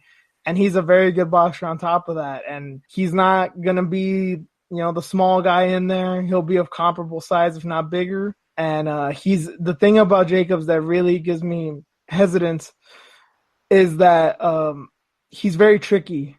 He's not the most powerful dude in the world. He's fast. I guess there's, Canelo might be faster. Who knows? But he's very tricky. He's very offbeat. He doesn't really have a rhythm. And it takes a while to I don't think you ever get a hold of who you're fighting against because he's always giving you different looks. How much do you know about this, Reen? What do you think about the match, or just? I don't know much. I had no idea until I saw that post of him with those pajamas on. So I don't even know who's on the undercard. Nothing like that. No one of note that I noticed. I went through it and I didn't recognize one person. There's just too many fights to try to catch up and especially over the last week. Yeah. Yeah. No, it's all right. It does happen here and there. Ant, what's your say on this? What do you think? All right, so I just looked up the betting odds, and on CBS Sports, this article was published like 12 hours ago, so this is about as recent as I saw. But Canelo Alvarez is a minus 400 favorite, and Danny Jacobs is a plus 300 underdog. While I do favor Canelo to win this fight, I don't think it's going to be easy, and these odds seem wild to me. That seems like insane odds.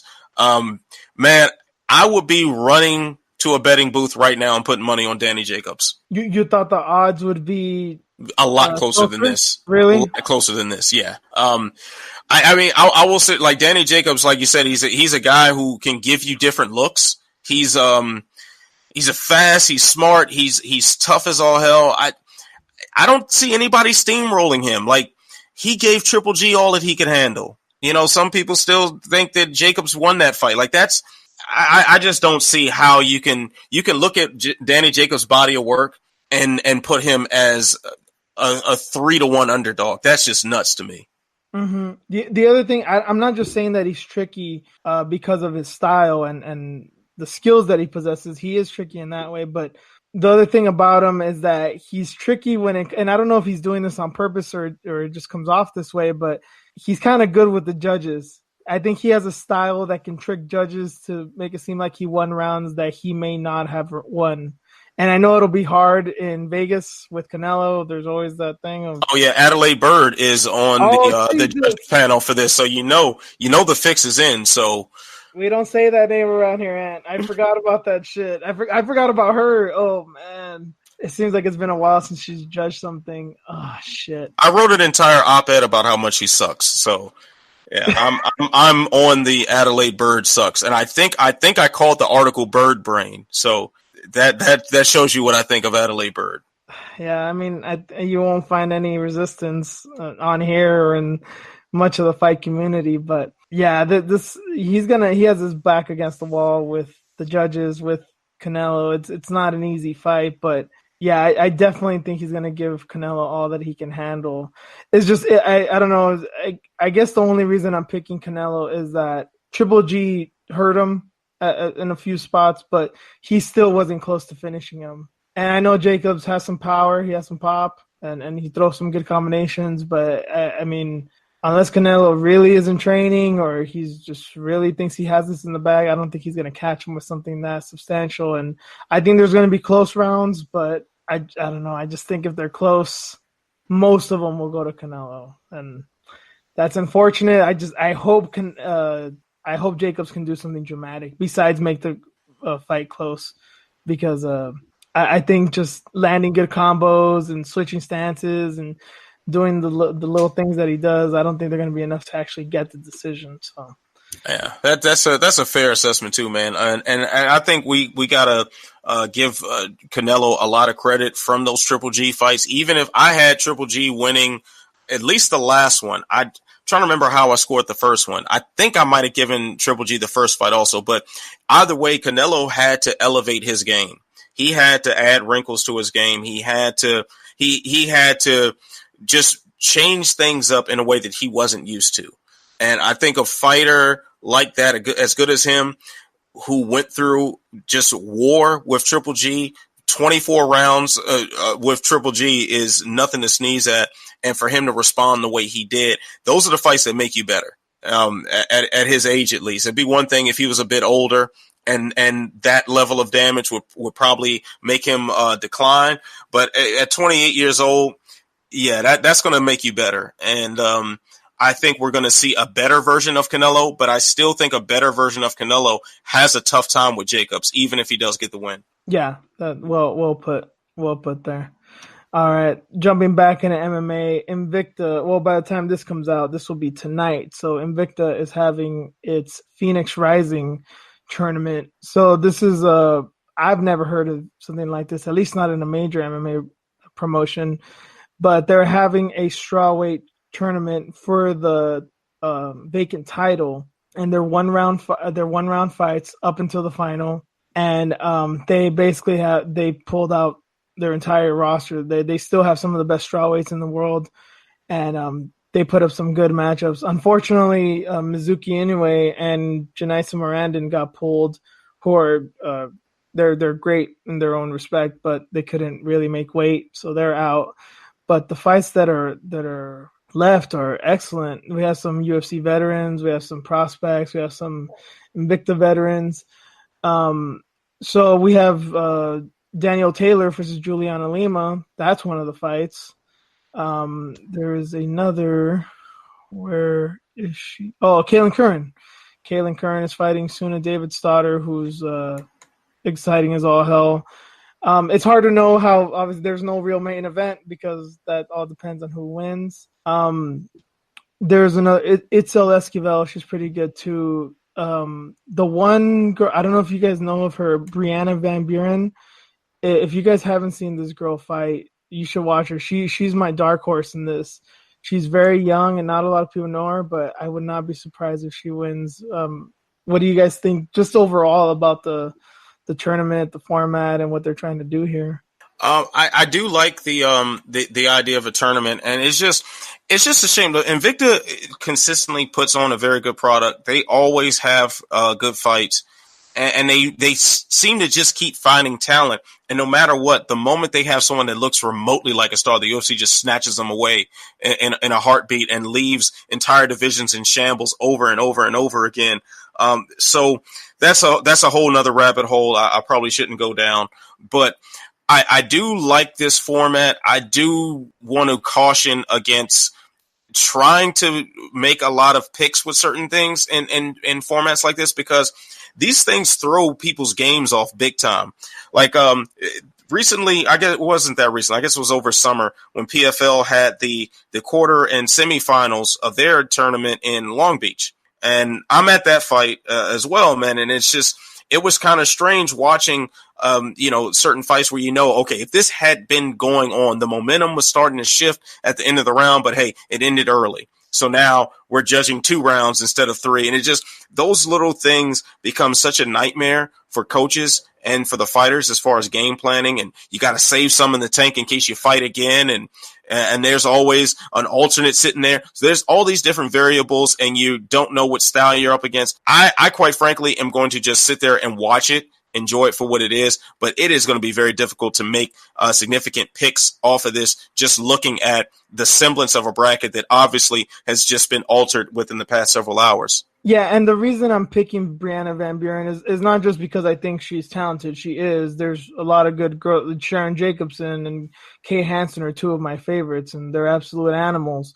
But I like her because she's young, and I think she has something to prove. And crazy enough, and things like this, like tournaments, it's like it's a cliche, yeah, but it is very applicable here. Is who's hungrier? And I think a young woman like her is very hungry, and I think that goes a long way. What do you think, Reen? I'm just checking out the card right now. Your girl Kay Hansen is the co-main event.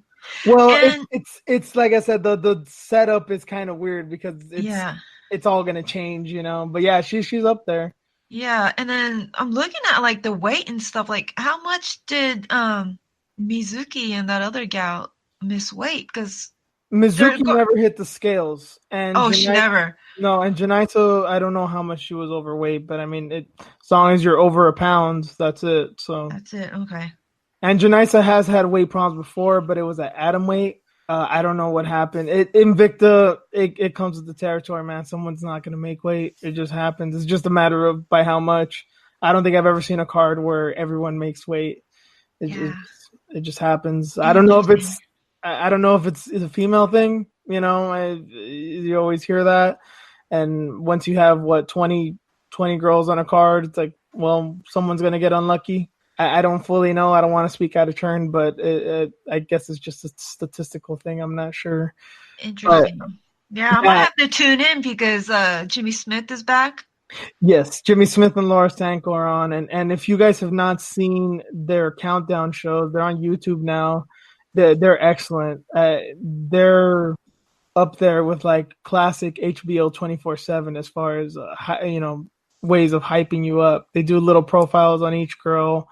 And it's really interesting. You guys should check it out before you watch this. And if you don't, I mean, be ready to be surprised because I don't see any way. I mean, and you kind of spoke a little bit on it, but Reen and I were also having this discussion off air. Like, is there any way? Like, do you think it behooves any of these women to be conservative in any fashion? I mean, if you have, the grappling chops that just take somebody down and lay on them for an entire round, which will equal 1 fight in the tournament, do it. If you can do that, or if you're powerful enough to just one-shot kill somebody, that just might be your best approach. It's just things don't always go as planned like that. So, you never know what you're going to face. And like we talked earlier about like Donald Cerrone being a slow starter. If you're a slow starter in this, you're done. So you have to alter what you do. You got to warm up differently. You have to, these are all things that are nightmares for coaches and nightmares for the fighters because it just takes them so far out of their routines. Now, I'm always entertained when you change up the format and you change up the structure, but this, it kind of gives me the same pause that the Ultimate Fighter does when you take these fighters and put them in what, according to the rule set that we follow now in the current structure of the sport, you put them into an artificial environment. And when you put someone in an artificial environment, can you trust those results? So it's very well possible that this tournament kicks off. It's going to be great to watch. Invicta is always a solid promotion to check out. But is the best strawweight that's in this tournament going to win this tournament? Probably not. And that's just the nature of the beast when you have a same-day tournament. Yeah, probably not. And the thing with Invicta is that they have a lot of talent and they have a lot of interesting characters there. Some of these women are very interesting people, interesting backstories, and there's very rarely, even if I don't know them too well, something attracts me about some Invicta fighters. I'm not saying that in a physical sense, but just some of these women you just see, they just have something about them. You know, they have a lot of ferocity, a lot of just a lot there. And right here, it has nothing about that. You know, Kay Hansen is a character for better or worse, and I may not agree with anything about her politically, but I love her work ethic. Sharon Jacobson's a very interesting character as well. She was in the Army, and she's a dynamic wrestler, but she kind of has these, you know, brain fart moments, and she kind of fucks it up at the last second. But it's these things that you always think these are contenders, but they may not make it because of this and this reason. Right here, it's like, well, as I mentioned earlier, whoever's hungrier, whoever has it on that night. Yeah, it's not the most, I guess, traditional way to go about it, but in a way, in this age of money fights and I need to do this and that, and this guy doesn't help my career, it's good to just kind of kick it old school for a night and be like, well, who's the craziest, who's the hungriest, who's the, you know, most determined. And part of me really loves that. Yeah, it makes sense for Invicta to do this this style of tournament. I mean, they just had their previous strawweight champion, you know, leave to go to the UFC, which is pretty much a consistent pattern here. And you got to do something. You got to shake it up somehow. Keep people talking. Keep people watching. So I'm all for it. Yeah. Well said. I'm going to say very little here, and I'm going to give it to Ant in just a second here. But this story came out of One Championship basically doing having very high, a very, I don't even know what to say. It's just a very ridiculous set of rules for fight managers. And it involves college degrees. It involves 10 years of martial arts experience. And then there's still things of there's basically they can make exceptions in certain cases. And it's been rubbing people the wrong way. And Ant, before we went on air, you had a lot to say, and I know you'll have a lot more to say. So I'm just going to let you lead here. Oh yeah, this is a sham to the highest order. I really just don't get. Maybe I'm starting this off wrong. Because I just went on a tirade on the trenches just a couple hours ago, just a massive tirade, and I wrote an op-ed about this too, which is supposed to be going live tomorrow morning about this rule with managers being accredited through One Championship. We see this happen in Major League Baseball, in football, in the NBA and whatnot. And it's for good reason. A lot of money circulates through professional sports. With a lot of money comes a lot of vultures, a lot of shady characters, and you don't want people getting taken advantage of. However, the main entity that takes advantage of fighters is the promotion. So if the promotion is accrediting the agents, oh, by the way, they have their own agency now too. I don't see how you can go forward with this conflict of interest. How can an agent not be compromised if they are in some way accredited or employed by One Championship? It just doesn't make sense. How can any athlete have confidence that their best interests are being represented when it's time to hit that negotiating table? Because the manager and agent's job is to go to bat for the fighters. And the whole purpose in negotiations between fighter and promoter is how much can I get from the other person for how little? I don't think that out of that trifecta of manager, fighter, and promoter, that two of those pieces can be on the promoter side and the fighter gets a better deal in the end. That's ridiculous. I let you lead there because I knew you had a lot to say, and I knew you're a little bit more knowledgeable about it than me. Reen, I'm gonna let you go here too. I didn't know what to say to the story aside from what the fuck. So I'm gonna let you guys speak on it because this took me back. Well, I thought the requirements were kind of wild, having a degree and Asian, residency and whatnot. But just reading this article, it says one championship reserves the right to revoke or deny the accreditation of any agent at its sole discretion. So they have full control of everything. That's not right at all. Like you're controlling basically a fighter's paycheck, right? Yeah. More or less. You're controlling every bit of the contract. You're controlling the fights. Like this is something where you can start having conflicts of interest in matchmaking. You can have conflicts of interest in performance incentives. There's so many different ways that this can be taken advantage of.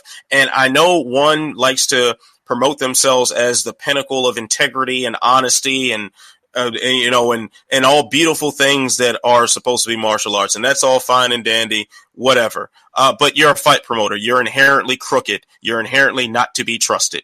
I'm sorry. That's just what it is. Asian people. See, I told you, Juice. I know, but Singapore's here's the weird thing. The one that I think the thing that stuck out to me most, it was the thing about having a degree.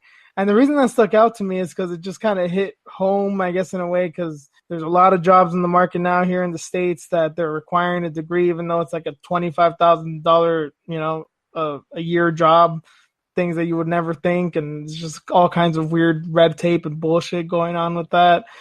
And then Singapore is supposed to be like, as far as business goes, it's supposed to be very free. They very much believe in the free market. So, and then, and while you were talking, I just kept thinking, like, man, do you think when Dana read this, he was just fuming, not because he was enraging that, they're doing this, but more of how jealous he was that they don't have to deal with managers over there.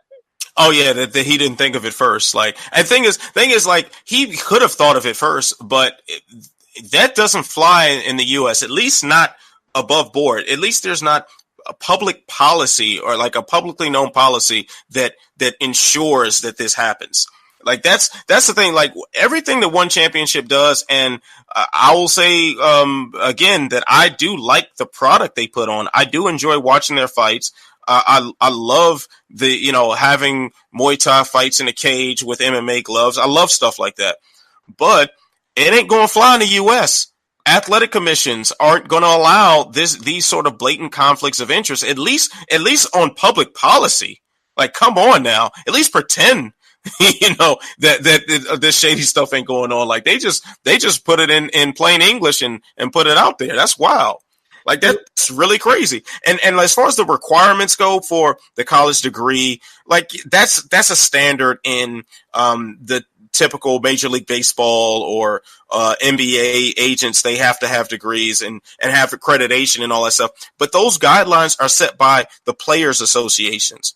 The players have unionized to decide what caliber person they want representing them, and that does involve background checks and I'm sure a certain level of experience in related fields and all that stuff. I'm sure it has all of that, but the athletes decided that, not the promoter. That's a big difference when one side is arguing against the other. That just it's madness to me that's going to be that this is something that they thought would fly, especially when they have their own agency.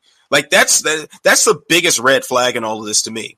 That like the requirements, except for living a year in Asia, that's just unmitigated horse shit. That makes no sense. But to have to have standards for the guys, yeah, I get that. But really, the promoter is in charge of this. It's wrong. It's just wrong, and it's going to set the pathway to destruction. That this is laying the groundwork to screw the fighters over and taking more power away from them. Does the Yakuza have anything to do with this? Is the Japanese people? I mean, it just sounds like some mafia stuff, don't it? Yes. I mean, but if it is some mafia stuff, I would like to go on record and say I apologize for everything that I've said. I don't mean it. It's funny, Ant, the way that you were talking about it reminds like this whole thing, and I guess I'll just go ahead and say it because of the way you were explaining it, this whole facade with one and their honor and integrity and all that shit that you were talking about. It reminds me a lot, and not to go down this rabbit hole, but it's the thing that came up to mind most when you were explaining it, this thing here in the States politically of these people that want to get rid of Trump. And their only sole thing is to get rid of Trump. And their main thing is, of course, they can have problems with his policies and all these things, and I totally get that. But it seems like the main thing that bothers them is that he tweets mean shit. And it's like, you're not aware that, do you remember that if he gets taken out of office, Pence is taking over and he's just as bad, if not worse. The only difference is that he doesn't tweet mean shit. So he seems more presentable. Yeah, he's more palatable. Yeah, and that's what it seems like with one. It's like we're doing all the same dirty tactics, but we bow and we have, gis and black belts and, the ceremony and shit. But like, that's what it reminds me of a lot. Yeah, it's a lot of pomp and circumstance. Like I went to the One Media Day in Vegas, and I'll tell you this, man. They love to exaggerate. They certainly love to exaggerate. And then did you guys watch the new era, the Tokyo card? That with Alvarez and DJ right? on there. Mm-hmm. Yeah, so. How many times did they proclaim that this was the most spectacular sporting event that has ever taken place on this side of the galaxy? It went so far hyperbolic that it was just nuts. I mean, and then to say that 72 billion people across 3 different solar systems watch it, like, come on now, what are we doing?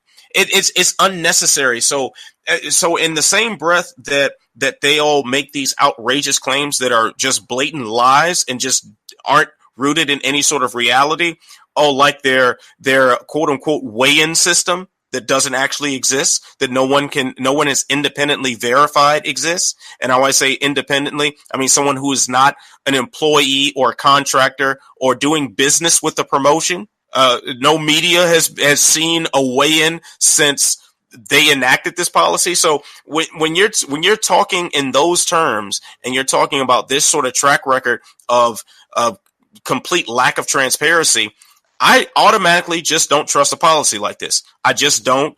And it's going to take a lot to make me think otherwise. Unless, of course, this is some mafia stuff, in which case I'm convinced that it's totally right and I'm totally wrong. Well, they don't even have a drug testing policy either. Apparently now they're using VADA, I think. But again, they don't actually have weigh-ins. So how much can you trust this drug testing policy? Right. Exactly. Man, see, I'm telling you, it's the mafia. It's the Japanese mafia. I have a hard time, and maybe it's just my skepticism as a man who walks around just paranoid all the time in life. but I'm sorry, you just can't say things to me and I believe them. That's just not how my brain works. Yeah, I was actually really rooting for them with this, whole weigh-in thing and just the whole martial arts aspect of it. But with this coming out, no. If what they were selling was real, it'd be amazing. Right. That they kind of found a way to mitigate bad weight cuts, that they don't tolerate bullshit and trash talk and things like that. It's like, it'd be refreshing. Yeah. And it looks like that, but that's not the reality of the situation. It's very, very troubling. See, Dana White isn't bad after all. He's not that bad. He's just blatant. He just says it. Like Trump, like exactly what. And exactly, it's no shock that they're such good friends. Like it's like the same person in a lot of ways. But I just don't really get how anybody can look at what One Championship is doing outside of the fights. And once again, they put on great fights. They have great fighters there. It is entertaining to watch. I like it. Outside of that commentator, not Chiavello. I like Chiavello. The other one, Mitch Chilson. Aside from him, they put on a great product. Yeah. That's GOAT level bad commentary on his part. But still, man, they have good fights. It's not necessary to just lie about stuff. It's not necessary to exaggerate the ratings or exaggerate the amount of people that give a damn about your product. You don't have to do it. Just put on good fights. We'll watch it. It's okay. I think Shawtree or someone up there high in the company heard that, fake it till you make it, and they just put it to level 11. It's like, fuck it, we're gonna go all out with this. Yeah, and the thing is, I think that One Championship is a big promotion. Of course, they have reach outside of the U.S. that needs to be recognized because there's a big world outside of this country. So I give them credit for that. They're probably One Championship, I'm sure, is bigger than we realize being in the United States. But I have a very hard time believing it's anywhere near as big as they want you to believe. And we might not ever know the truth of what those figures are. Exactly. I mean, the numbers, some of the rating numbers in Japan came out, I guess, a few weeks after New Era aired. And I think they were below like a bunch of other fight cards, and I think they had 200-something thousand people watching, which is a healthy number for one country that isn't that big. Japan isn't the hugest place in the world, so okay, it's not bad. But when you're also claiming that 42 million people watch the fight, I'm sorry, something doesn't add up. So if you're willing to just make things up about that, if you're willing to claim you have weigh-ins when you really don't and you don't offer any verifiable proof, and yes, I know for a fact that media has tried to get verifiable proof and they have denied verifiable proof multiple occasions. So yes, I've seen this happen. So you're in that same breath, then you're going to tell me, oh, this is to help the athletes? Not buying it. Just not buying it. Yeah, then it's such a, I don't know. I wonder if if it really is like coming up with good intention as far as the marketing, like, no, we really aren't like the Americans with their trash talk and things like that. Or if they're just trolling us, it's like, they're so sick of their shit there's so many people that are sick of Conor and things like that decide like, well, if we sell the other side of this, the other kind of image, they'll buy in. I don't know. I don't know what it is, but speaking of trolling and Conor and yeah, we're going to go into the tweet of the week. We're going to go into tweet of the week this week, and it goes to Jazz Paul at Jazz Paul 1982. And the tweet is, lost my world tonight. You'll never be forgotten. I love you, little brother. Thank God I've got my @proper whiskey to see me through. @the Notorious MMA. # smooth, # Irish, # whiskey, # notorious, # grief, # MMA. And it's a picture of a dude crying with his little brother in the hospital holding a bottle of Proper 12. and it's not just his brother in the hospital. It's his brother with a neck brace on, and he looks like he's battered and injured and stuff. It is nuts. Like, wow. I sincerely hope this isn't true. It can't be true. It can't be true. If this is true, humanity is doomed. I don't think it is because I did a close up of it and I'm just like staring at this bottle. I think it's. Looks like it's. Yeah, but I mean, but so after but that's even worse. So, like, I'd much rather a guy and his little brother just say, "Hey, let's get Conor to retweet us. Dad works at a hospital. Hey, let's just jump in the room and put this neck brace on and throw a blanket, and now we'll take the picture." That I would be much more comfortable with that as opposed to, man, one, my brother was in the hospital. It looked like he was dying. So as I'm crying, I decide I'm going to pose for a picture over his unconscious and battered up body. And then I'm going to have this picture to Photoshop a Proper 12 bottle over my hand that is around my brother as I'm hugging his lifeless body. that to me is much more disturbing than two people just saying, hey, we have access to a hospital room. Let's just make some shit up. Yeah, it's. I keep like staring at this damn bottle. And you also wonder, like, I don't know if this came up, someone Googled it, like, injured person grieving or something like that. Or what if this dude, whoever this person is, this was like their friend, like, oh, this is when my son or my little brother got injured. It's like, yeah, let me borrow that image. Yeah, it's like either way, something is wrong with this. No matter how you look, unless it's two guys that just made it up, and this is just a prank overall. The fact that someone could be crying over a loved one in the hospital and they're hugging him and posing for a picture at the same time is just fundamentally flawed. Like that's just not cool. So I hope that's not what happened. That's just nuts, man. Humanity is ultra fucked if this is real. Jesus. Yeah. But very worthy of the tweet of the week, that's for sure. Yeah, too much, man. I'm a big fan of trolling, and man, I could never do this in a million years. Maybe because I still have a heart, maybe just because I'm not that bright. But Jesus, they went all out with this. I mean, Connor, retweet these guys, please. Retweet them. Retweet them. Either way, they earned it. Shit, retweet them, man. He really can't get more bad press at this point, too. So.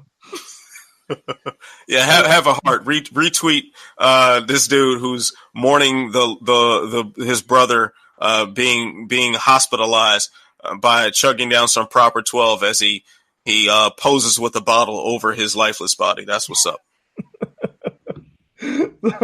Going from that, so maybe the biggest news of this week. So Brock Lesnar apparently retired, according to Dana White. Oh, God. Again? He didn't retire. He never was active in the sport, so how could we even call it retirement? Well, as Dana always says, if you don't hear from me, it's not real. So at this point, we're just going to say it's real. But, I guess the good news is that DC is going to rematch Stipe, which is weird in a way because not many people were asking for it aside from Stipe, and he's basically been complaining for almost a year about how much he's been wanting this fight. But at the same time, he's still basically the number one contender, and he's still the most dominant UFC heavyweight ever. So we'll get into Brock in a minute, but Reen, what's your take on the fight? This is supposed to be happening in Anaheim. We were talking earlier about UFC 214. Hopefully we all get a chance to watch it, and we'll see each other live over there. But what do you think this fight goes any different? Dude, I think Stipe might get his belt back. I don't know, but man, I'm excited to finally see him back in the cage. I mean, it'll be over a year if the fight's in August since he's fought. So I mean, it's great that he stuck to his guns and waited it out for DC and Brock to figure out what's going to happen. So, and meanwhile, like DC fought Derek Lewis after him. Yeah, that's been the only fight. Yeah, and basically just sat until Brock decided, hey, no, I don't want to go through this bullshit weight cut. I don't want to go through USADA. I'm going to go take this money in Saudi Arabia. So, I mean, he wasted everybody's time. So yeah, but that's nothing new. Yeah, and I'm glad that that's over. Hopefully we never hear about Brock Lesnar MMA ever again. I mean, just stay away. Yeah, I'm if I never heard Brock Lesnar's name attached to mixed martial arts again, I'd be fine with that. Like I don't even care at this point. Like he's not an active fighter. He wouldn't be deserving of a title shot. The one thing that I do wish it was going on for is for Daniel Cormier's bank account. That man has been a trooper in so many different ways. He has done everything right in the sport. He's been a consummate professional. He's a nice guy too. That's a guy that I want to see win. That's a guy I want to see retire with a lot of money in his bank account and a world of opportunity open to him. And Brock Lesnar is the easiest fight for Daniel Cormier for the biggest payday. So that's the one thing that we'll lose is the goodwill of Daniel Cormier getting richer, being put out in the world. Beyond that, I don't give a damn. Goodbye, Brock. Goodbye. Yeah, I wanted to see an ass whooping for sure, but yeah, like if Brock wants to fight and he actually wants to stay and fight, then fine, that's cool. I'll watch it. I'll be there for it. I think the sport is more exciting with Brock Lesnar present. But if you're not going to be present, then peace. Like it's all good. Like do something else. It's fine. Just the idea that he can at any second call Dana White and say, "Hey, I want to come to a fight." And then everybody gets all riled up, and this is playing Dana versus Vince McMahon all over again. And I think, you know, and Juice, I know you've been to, we all been to the same fights over and over again. And how many cards have we been to where Brock Lesnar is there? And it's is he coming back? And he sits in the front row just for the co-main and the main event. Everybody makes a big deal about it, and we keep hearing his name over and over again, and then nothing happens. Yeah, and Renato, you mentioned that. I think he was there at UFC 184, which and 214. I wasn't even aware of that one, but 184 made no sense because it was way after, you know, the last fight before that was Overeem. That was years ago. And there was no real heavyweight fights. It's not like there was a championship heavyweight fight on that card. Like, it was the most random thing ever, right? Yeah, you're right. You're right. I think I can say for all of us too that being there, especially for 214, we all saw Daniel Cormier's soul leave his body, you know, metaphorically and kind of literally after, you know, John Jones knocked him out. I'm always going to have a soft spot for DC. I think it's safe to say that you guys might too. I mean, what you were saying, Ann, about his bank account, I definitely do want to see that. Yeah, there can't be too many more people more deserving of good fortune like that in the sport like Daniel Cormier. So that's the one thing that is bad about this. As far as Stipe fighting him again, I'm okay with it, but I still say that Francis Ngannou or Junior Dos Santos is more deserving. They've been active. They've been out there knocking people out and knocking out very legit people. Francis Ngannou knocked out Curtis Blades, who really is one victim of the Brock Lesnar tease, because this is a guy that should have been fighting for a title, but instead Cormier was waiting for Brock, and then he takes that fight against that rematch against Ngannou, gets smoked. And then Ngannou goes and knocks out Cain Velasquez, who happens to be Daniel Cormier's best friend and training partner and former champion. Sounds like a run back to a title shot, if you ask me. Junior Dos Santos with 3 straight wins. Two of his last ones, the 2 last ones have been finishes. And the last one against the last guy to challenge for the title in Derek Lewis sounds like a good title run to me. But last time we saw Stipe Miocic, no matter how good of a fighter he is, no matter what his track record was before that, the last time we saw him, he got knocked out in the first round by Daniel Cormier. There was nothing in that fight that warrants a rematch, in my opinion. Yeah, I agree on that one. Totally agree. With this though coming up, do you think you'll have a lot of eyes on it? Do you think they're going to make a lot of money with this? The rematch? Yes. The first one didn't make a lot of money. The first one wasn't a big seller, but they gotta stack the card up. But it's going to be so hard for them to stack that card up, considering that it's going to be coming right off of International Fight Week. Yep. There's going to be, they're trying to squeeze in another big fight in between there. I've heard some things about that, but nothing I can confirm. So I don't want to jump out there and throw any names out, but there is going to be a lot of traffic for our pay-per-view dollars in that little stretch of time, and that roster is going to be spread very thin. So I don't know how much they can stack this card without taking away from 239, which looks to be a fantastic card for International Fight Week, and 240, which I guess is the one that they're trying to fit in there somewhere. Yeah, and you definitely got to tell us off air who that might be. I'm very intrigued now, but yeah, I mean, there's definitely contenders there. I wouldn't be mad at anybody that's, you know, there's definitely 2 or 3 guys, 4 guys, maybe even that DC could fight that I wouldn't be mad at. But I guess it's just unfortunate timing that he just stayed out, and it's just that thing. Like a lot of people have been saying, like, well, you can basically nag your way to the top. And hell, Stipe did it. You know, I like that. I like that he's a firefighter and that he has that he does that in his spare time. Like, I think people were just like, oh, well, he hasn't been doing anything. Like, oh, he has a job. He's been doing okay, but I think he's also very fortunate in that. I know it's a very dangerous job and everything, but there's a lot of fighters that can't do that because fighting's their only gig. And if they're not fighting, they're not getting money. So I kind of give him props that he didn't have to fight his way to the top because he already did it. But I definitely see your point, too, that there's a lot of deserving contenders as well. Yeah, I do think, and I definitely clarify something there. I do appreciate what Stipe has done. I do appreciate the fact that he was the most successful UFC heavyweight champion of all time. But, I mean, what was it, 3 defenses that he had? Yeah. Yeah, so yeah, that definitely he definitely gets a thumbs up for that. But at the same time, man, like I don't know, I just prefer staying active because at the same he got lucky in this.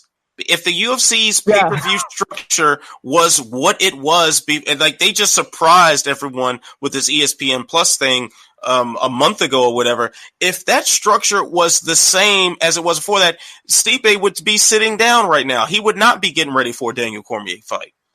That's something that I hadn't even thought about. Yeah, it's definitely going to change the priority, right? Like it doesn't have to be big money fights all day, every day type thing anymore, huh?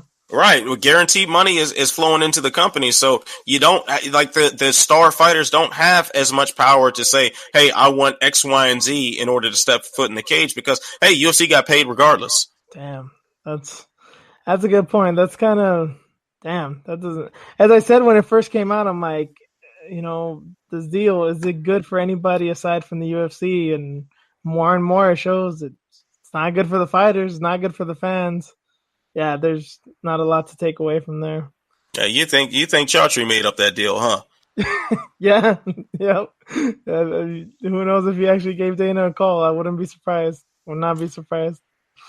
So, one last bit of MMA news. There was a fight reported. Looks like for 239, Claudia Gadelha and Randa Marcos are gonna fight. And that's an interesting fight. I know I gravitate towards women's MMA, but I find it interesting because I cannot get a sense for either one of them right now. I don't know how good or bad Gadelha is at this point, and I can say the exact same thing for Randa Marcos. She beat Angela Hill, who I know isn't the greatest fighter on the roster, but is very skilled. Submitted her in the first round. And Gadelha is coming off that loss to Nina Ansaroff.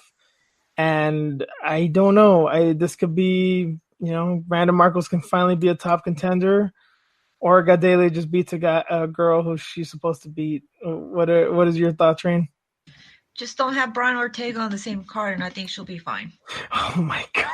I totally forgot. Oh, my God. What? I forgot about that. Yeah, that was a long time ago. It seems like a long time ago anyway. But yeah, just so she can focus and, not worry about what's going on with Brian and whatever's happening with him. And, so I think she'll be fine. But yeah, good for Randa, for getting this fight, especially was it International Fight Week, right? So yeah, the Thiago Santos, Sean Jones fight. Yep. So yeah. That's my only comment because, Yes, I know. We'll keep it vague. How about you, Ant? I'm still kind of confused by this also. Like, I just got to see how this fight plays out. I just don't know what to expect. Marcos is just wildly inconsistent, and she has alternated wins and losses since like 2015. And then Claudia Gadelha, while she has proven herself among some of the best strawweights in the world, she's been kind of inconsistent as of late in her own right. I mean, even when she beat Carla Esparza, I mean, that was a split decision. And that's, Carla Esparza, she's gotten better lately. but that's a matchup you previously would have thought Gadelha would smoke her in. So I still don't think she won. Yeah, and see that's one of those things. And then to lose to Nina Ansaroff, who obviously is making a lot of improvements on her end, but still, it just seems like a person that Gadelha should have gone through. So I really don't know what to expect. I have no clue. We'll see it. I mean, I'll be there at that fight. I'll enjoy watching it, but I'll be very confused leading up to it for sure. Man, she's just too worried about having Brian's baby. I forgot you made those comments too. Yeah, ever since, man, she's just in and out. Brian, win or loss. He busy with Halle Berry right now. He ain't got time for that.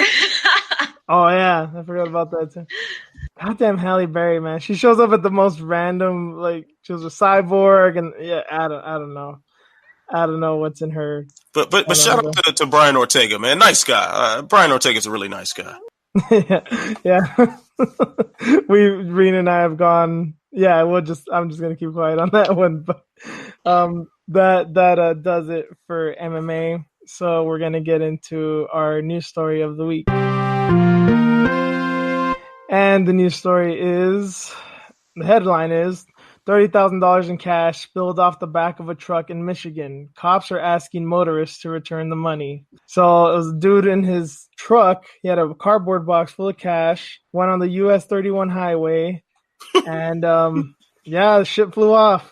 And the weird thing is the police were actually helping him get the money. And I don't know if this is where is this again? This is Michigan.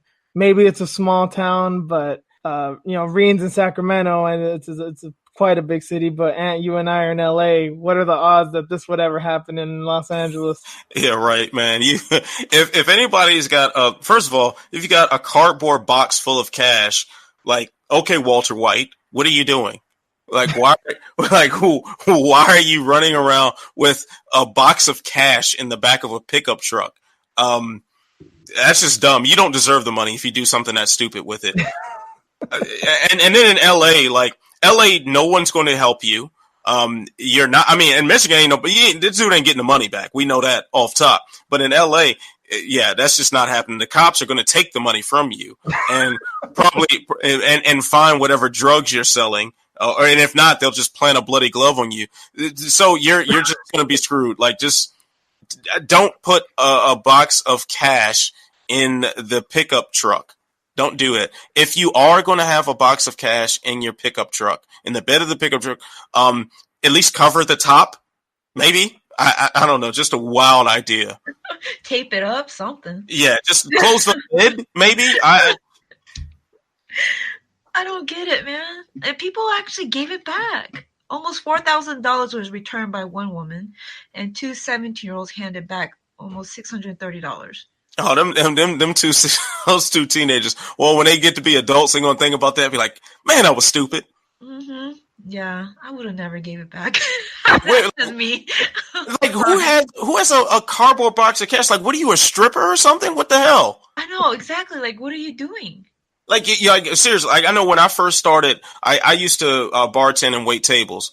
So when I first started, I think it was my first job waiting tables, and I always had just this wad of cash on me, and I was too stupid to just change out the ones for bigger bills. And like around campus when I was in college, man, everybody thought I sold weed because I always had a bunch of ones on me. But oh man, yeah, it's not much is said about the guy. That's the interesting thing about this article. It's like it's very vague as far as what's going on with this dude. But yeah, it definitely makes you wonder, That's the more interesting story. My guess is that this dude is a drug dealer, and he was sampling his own supply, and while he was under the influence, he thought a cardboard box full of cash was a good thing to put in the bed of your pickup truck and run down the highway with. Right? I have a lot of questions. Drug test that guy. Yeah, where's Jeff Novinsky when you need him? Right? Is he white? And it's sorry. Is he white? It doesn't say. I don't know if it says what part of Michigan, but yeah, white Michigan. People. Is this white people problems? Ain't no brother did this. Come on now. Yeah, Thank you, Ant. Yeah. See, that's something that we just assume. Well, you don't even ask those questions. We know what time it is. Mm-hmm. Yeah, I know you know what civil asset forfeiture is. I don't know if. Oh yeah. Yeah. I'm on this bank card life now, son. Yep. Yeah. So I mean, the guy got some money back. It's the cops helping him find this illicit cash they didn't spread over the highway. Okay. Mm-hmm. Okay. They'd have shot me, but No, and the reason this story caught my eye is because this isn't the first time I heard of this. Although this isn't as stupid, shocking, whatever you may want to say. I remember reading a story a few years back of a Brinks truck, a armored truck that some bright employee left the door open, and 20 to 30 grand in cash just flew out on the highway. And last I read, they never got it back, and I think that was like in Pittsburgh or somewhere. But yeah, how come this never happens in my neck of the woods, man? I guess people are smarter, or people are just way more quick with it to gather that cash before anyone knows what happened. Yeah, man. We need some more dummies. We got enough dummies driving around LA. Why can't these dummies have boxes of cash? For sure. And Reen said as much about Sacramento traffic. It doesn't seem like it's too much better over there, right? Yeah, no. Dude, I would have been all over that. I'd be all over the streets trying to pick up that cash. Yeah, man. We need this. We need people like that in LA, man. Daddy needs some new Jordans. What's up? Right. And this is by the time when you guys are here, this is Friday morning, so you guys are probably getting paid this the end of your shift today. Enjoy your money. Don't lose it like this guy. And if you think you're having a bad day, at least you didn't lose 30 grand. Well, $26,000 or so in cash. So it could always get worse. So leave on that note. But we're gonna end it there. I want to thank you guys for listening. I don't know what they do in anniversaries. What is this? The silver anniversary, 25 episodes in. But I want to thank Ant for joining us, man. This was fun. We went a little long, but I knew that this would be the case for a special show like this, and couldn't ask for a better dude to join us. I've been a big fan of yours for a while, man, and thank you for everything. And you've helped me along the way in other things, so I really appreciate it. Oh man, anytime, man. You the homie. So if I can help in any way, it's done. Always a pleasure talking with you, man. Enjoyed being on the show today. Anything you want to plug? Your Twitter, your article, Sherdog, anything? Yeah, you can follow me on Twitter. The handle is @Ant Walker MMA. It's also my Instagram name. I don't post much, but follow it anyway. I might post some Thanos memes or something. Other than that, I've got an op-ed about One Championship's new management policy that's dropping tomorrow on Sherdog.com. So that's going to go live sometime in the middle of the night. I've got a mailback column that I'm about to write as soon as we wrap here called Ask Ant. That's going to be live. Good, Bad, and the Ugly. My post-fight column will be live after UFC Fight Night 151. Going to do a live stream about that and Canelo and Danny Jacobs on my YouTube channel, the Walkout Network. And yeah, man, so follow along for some fun, man. Let's get it. Awesome. Thank you, man. And Reen, where you at? What you doing? Oh, Fox with you at Twitter and Instagram. And thank you, Ant, for coming on the show. You sound like a very busy man, so really appreciate you coming on. Oh, thank you. Anytime. Yeah, once again, thank you, man. And you can find me at Juice_MMA on Twitter and Instagram. As you guys saw, I covered Combate Americas last week. I have nothing coming up that I feel that I'm going to cover, but I'm definitely now more in the writing groove. So I think I might write something about this Invicta card coming up. So do it. Yes. Yeah, be on the lookout for something. Thank you guys for motivating me too. But I want to thank you guys one last time for joining us. I hope you join us for the next one. And you can find us anywhere podcasts are, Spreaker, Spotify, Stitcher, iTunes. We're all there. So one last time, thank you. And we'll see you next week. Later.